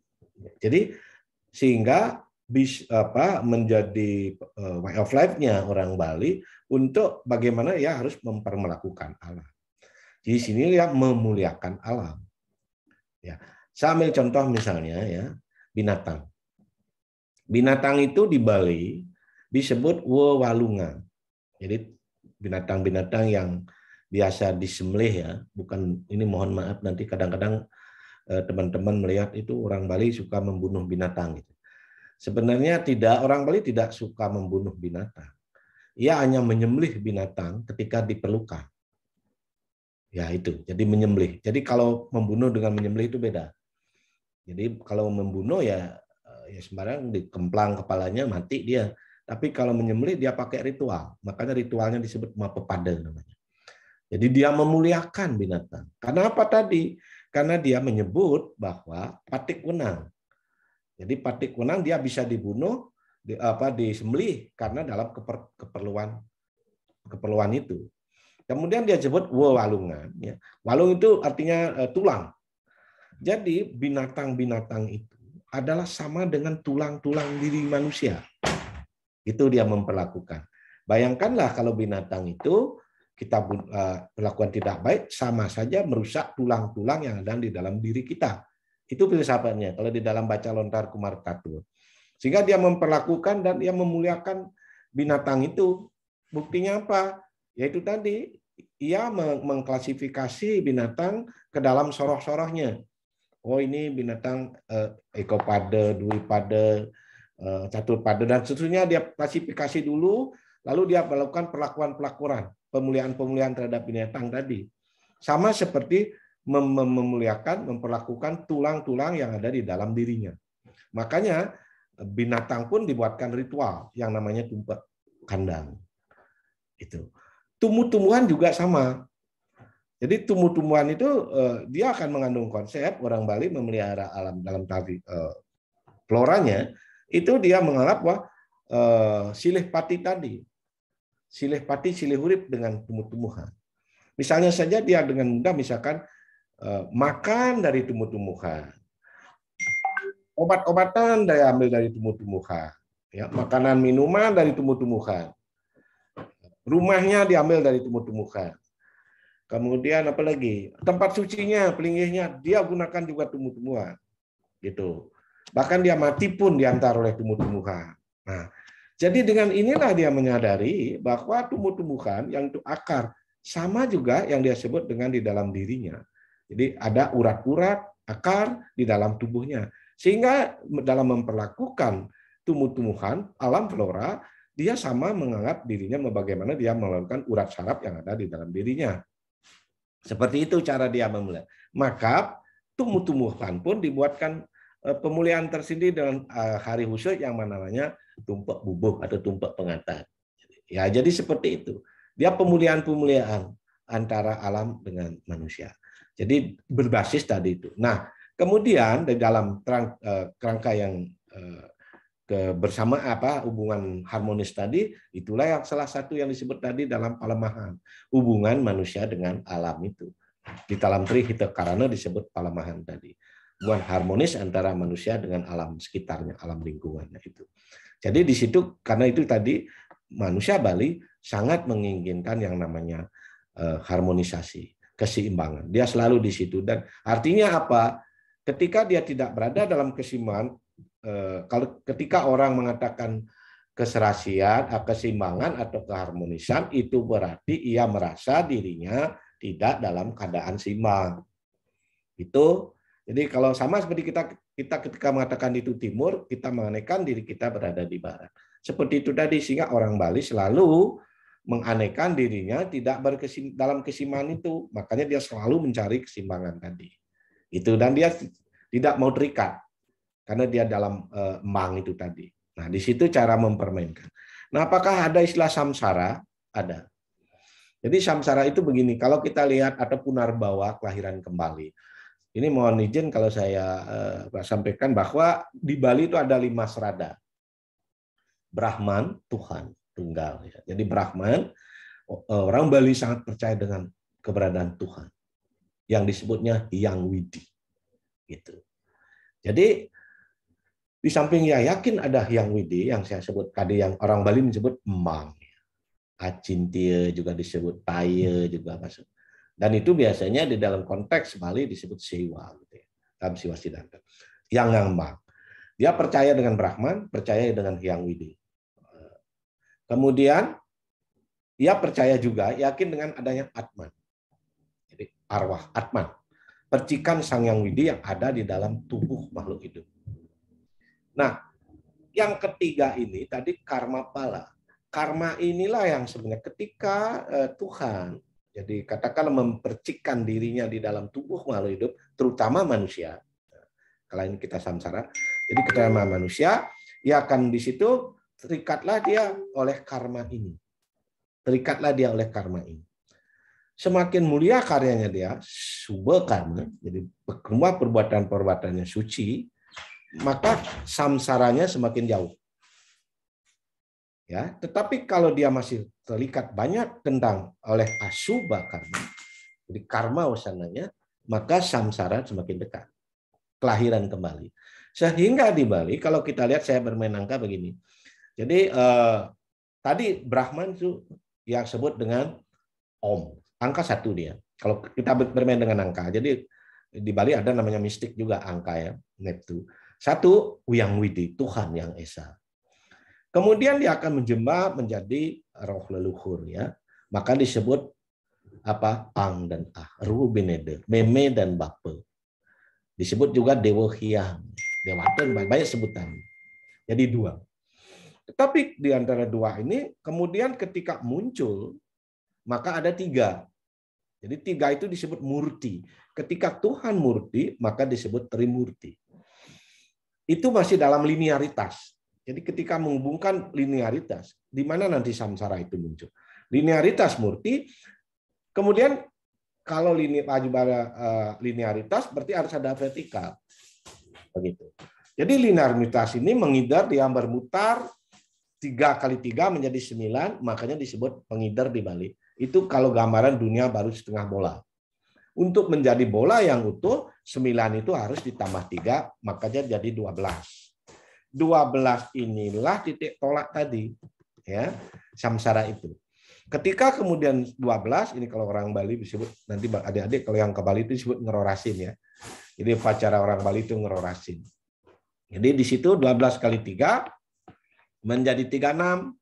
Nah, di 36 ini yang disebut sanggah tadi, pemerajannya orang Bali. Jadi ketika, nah sampai di sinilah surga neraka ada istilah di 36. Ketika kemudian di sini karmanya itu ibarat energi spiritualnya, energi ilahiyah yang besar, cukup menjadi bekal untuk melanjutkan perjalanannya, ya, maka dia tidak akan samsara. Dia tidak akan punarbawa. Dia akan langsung menuju 36 kali 3 yang disebut 108.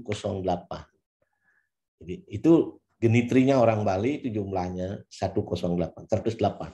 Itu yang disebut nirvana atau disebut siwa loka gitu. Nah, kalau yang 36 ini disebut surga. Nah, sampai di sini makanya tujuan agama ini kan moksa, bukan surga. Itu. Jadi di moksa dia sebenarnya. Jadi di moksa itu tadi di 108. Tetapi kalau subah karbanya, bekalnya belum cukup dia untuk mencapai moksa tadi. Kalau orang Bali ngelingihang namanya, sampai ngelingihang di rong telu gitu ya, menyemayamkan arwah leluhurnya di sanggahnya itu, di rong tiganya. Berarti dia akan kembali lagi ke dunia. Ini disebut samsara. Kenapa disebut samsara? Karena tadi itu ia harus menebus sisa-sisa karmanya tadi itu. Makanya saya katakan tadi bahwa kehidupan bagi orang Bali itu apa? Awidya. Kehidupan bagi orang Bali itu apa? Ya panas substansinya gitu. Jadi dia harus ke situ. Nggak ada kehidupan orang Bali itu dianggapkan sejahtera, enak, nggak. Kan sering orang Bali mengatakan, itulah kalau orang Bali percaya kalau bayi begitu lahir nangis. Gitu. Jadi apakah dia tangis bahagia atau dia, kalau dia katakan bahagia, iya, karena dia akan bisa menebus memperbaiki, meningkatkan kualitas dirinya lagi, seperti itu. Nah, ini caranya. Jadi samsara dikenal oleh masyarakat Bali dan sangat dikenal, itu bisa dilacak baik secara ide maupun tanda-tanda representasi simbol-simbol yang ada, yaitu sanggahnya yang dia sehingga pakai disebut sanggah pemerajan atau sanggah paibuan di rumah itu. Rong telunya nikel itu yang menjadi penanda dan artinya dia masih ada hubungannya dengan yang duniawi tadi. Ketika dia belum cukup bekal, ya kalau saya katakan logikanya begitu ya, karmanya nggak cukup loh, bekalnya nggak cukup menuju sana yang 108 ya kembali. Makanya setelah karma salah, maka ada punarbawa dan moksha. Di dalam Pancasradanya punarbawa atau samsara dan moksha. Saya kira itu ya Mbak ya yang dapat saya sampaikan. Terima kasih. Baik, terima kasih Prof. Ini ya Prof ya, kita semakin paham ya. Di sini ternyata banyak hal yang mendasar sehingga tadi istilahnya Bung Yesus tadi, kalau ada motor hilang itu kemungkinan nggak bakal orang Bali gitu kan. Saya jadi ingat padi saya itu tinggal di Nusa Dua, Prof. Beliau itu sempat lupa naruh mobil. Tiba-tiba karena beliau kerja jadi cateringan itu kan, Prof. Jadi saya ingat sekali dia itu parkirnya itu di daerah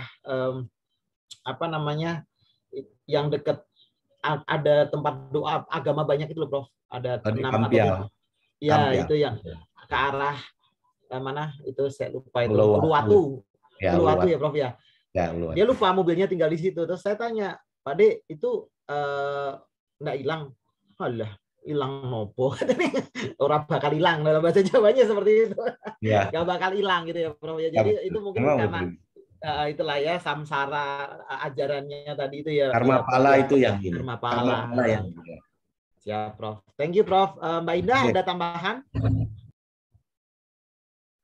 Saya rasa cukup dari Prof tadi sudah sangat menggambarkan gitu ya. Siap. Thank you, Mas. Oke, ini masih ada satu lagi pertanyaan sebelum kita tutup ya, Prof, Mbak Indah dan teman-teman. Pertanyaan dari Bro Nanda Mas Nanda atau Bro Nanda ini pertanyaannya adalah izin meminta tanggapan Prof. Adakah kesamaan makna suku kata wit antara wiwitan di Sunda dan kawitan di Bali? Ada nggak ya Prof? Gitu. Ya, tadi saya singgung ya, Bali dan Banten. Ya, Banten itu Sunda yang maksud saya. Ya, Sunda ya. Kalau sekarang lebih terkenal Sundanya dia. Kalau dulu ya itu yang saya katakan tadi. Kalau Jawa Barat Sunda besar, ya Sunda, Bantennya Sunda, Balinya Sunda dia, Sunda kecil gitu ya kira-kira. Jadi ya wit sama. Wit itu asal, mula, sumber. Ya. Jadi kawitan namanya. Jadi wiwitan ya memang dari bahasa Nusantara ya, Sunda, Jawa, Bali. Wit itu sama dengan asal, sumber, utama, pokok gitu. Banyak artinya wit itu. Jadi kawitan, kalau kita mengatakan kawitan, itulah sumber mula, asal mula kita. Jadi asal mula kita. Siapa dia? Kalau kita sampai tadi hanya di pada meme bape, gitu ya, Bapak Akase, Ibu Pertiwi, ya. Jadi bisa jadi. Tetapi lebih dari itu, ketika Bapak Akase, Ibu Pertiwi, sumbernya mana? Witnya tunggal, satu. Yang kosong tadi, yang kalau di Sunda juga sama, ya, yang kosong itu juga kembang itu. Jadi saya kira tidak ada perbedaan. Kalau menurut saya itu wit itu sama dengan asal. Jadi sumber, mula. Dan di Jawa lebih terkenal juga Purwo. Sering juga disebut Purwo. Di Bali juga disebut Kangin. Ya. Kangin kalau di Bali disebut wit itu Kangin. Orientasinya timur, wit itu. Kawitan. Sehingga kalau orang Bali menaruh sanggah kawitannya itu, pemujaan leluhurnya, di sisi Kangin menghadap ke barat. Mengapa? Karena itu tadi, jadi kalau kita melihat bahwa wit atau purwa itu, timur itu kalau dia ditandai dengan acara cecek namanya. Cecek atau aksara. Aksara itu artinya simul saraswati atau ilmu pengetahuan. Jadi ilmu pengetahuan itu adalah sumber kebenaran. Jadi dia diberi tanda cecek kalau di dalam lontar dalam lontar-lontar aksara ini namanya cecek. Cecek itu artinya saraswati. Saraswati itu artinya ilmu pengetahuan, teknologi dan seni kalau zaman generasi Z. Kalau generasi saya biasa disebut Nyastra atau Saraswati. Tapi gayanya Mak Indah itu sudah disebut ilmu pengetahuan, teknologi dan seni begitu kira-kira. Sehingga wit itu tadi juga, makanya sumber kebenaran itu adalah ilmu pengetahuan itu sendiri kalau dalam dunia. Tetapi dalam dunia teologi, wit itu adalah sumbernya ya tadi itu guru Rupake, guru Swadhyaya, gitu. Kemudian leluhur dan kemudian Tuhan sendiri. Saya kira tidak beda ya, mungkin sama mudah-mudahan sama. Yang sepanjang yang saya baca di teks ya, teks itu wit itu artinya itu tadi, sumber, asal mula, utama gitu ya. Itu maksudnya. Saya kira-kira seperti itu Mbak ya. Menanda bisa diterima ya. Terima kasih. Ya, Prof, terima kasih. Banyak hal, Prof, yang kita akhirnya bisa tahu dalam diskusi kita hari ini. Dan kalau kita lihat, jadi idealismenya kami itu kan Prof pengen tahu banyak tentang kelokalan lah, lokal dalam Indonesia. Dan ternyata di sini ada beberapa benang merah yang tadi cukup menarik kemarin di Sunda dan di Bali sendiri, bagaimana memaknai hubungan manusia dengan alam. Dan ternyata itu ada persamaan-persamaan yang cukup menarik ketika kita bicara tentang Indonesia, Prof. Jadi terima kasih Prof Nyoman untuk hari ini, materinya sangat luar biasa. Kita semakin tahu bagaimana kita akhirnya bisa dalam tanda kutip ya saling menghargai budaya satu dengan yang lain.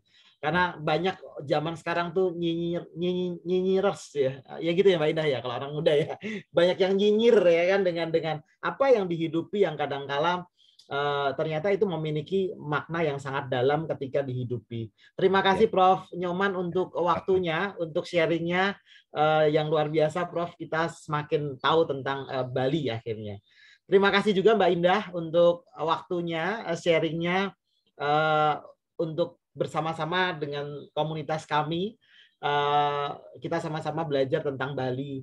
jangan kapok ya Prof. Nyoman dan Mbak Indah untuk kita terus berbagi dengan komunitas kami. Siap.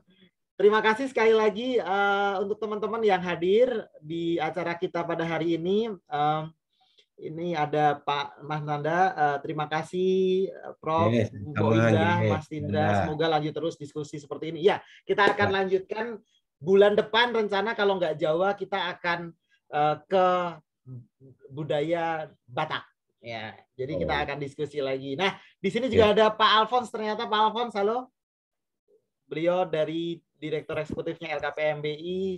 Salam Bang Alphonse. Selamat pagi menjelang siang Prof. Nyoman, Mbak Indah. Siang, ya. Terima kasih supportnya Prof. Salam sehat. Salam sehat selalu. Ya. Salam sehat sekeluarga. Memberikan inspirasi, insight baru buat anak-anak muda. Bagaimana kita kembali menggali budaya lokal ya. Supaya bisa diangkat ke budaya nasional bahkan budaya global gitu.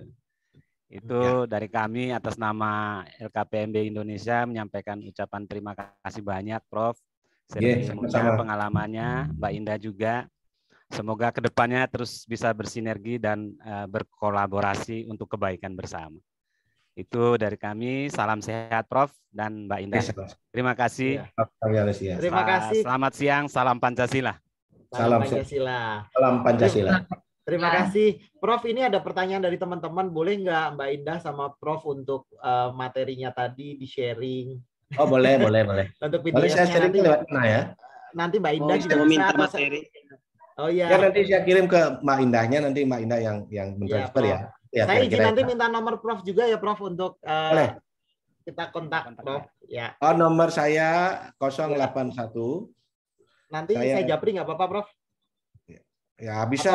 Mau di sini juga nggak apa-apa. Nanti saya minta Mbak Indah juga nggak apa-apa Prof. Nanti gitu ya. Ya. Jadi kalau di sini kan bisa saya tulis ya. Oh boleh Prof. Boleh di chat Prof. Boleh di chat Prof.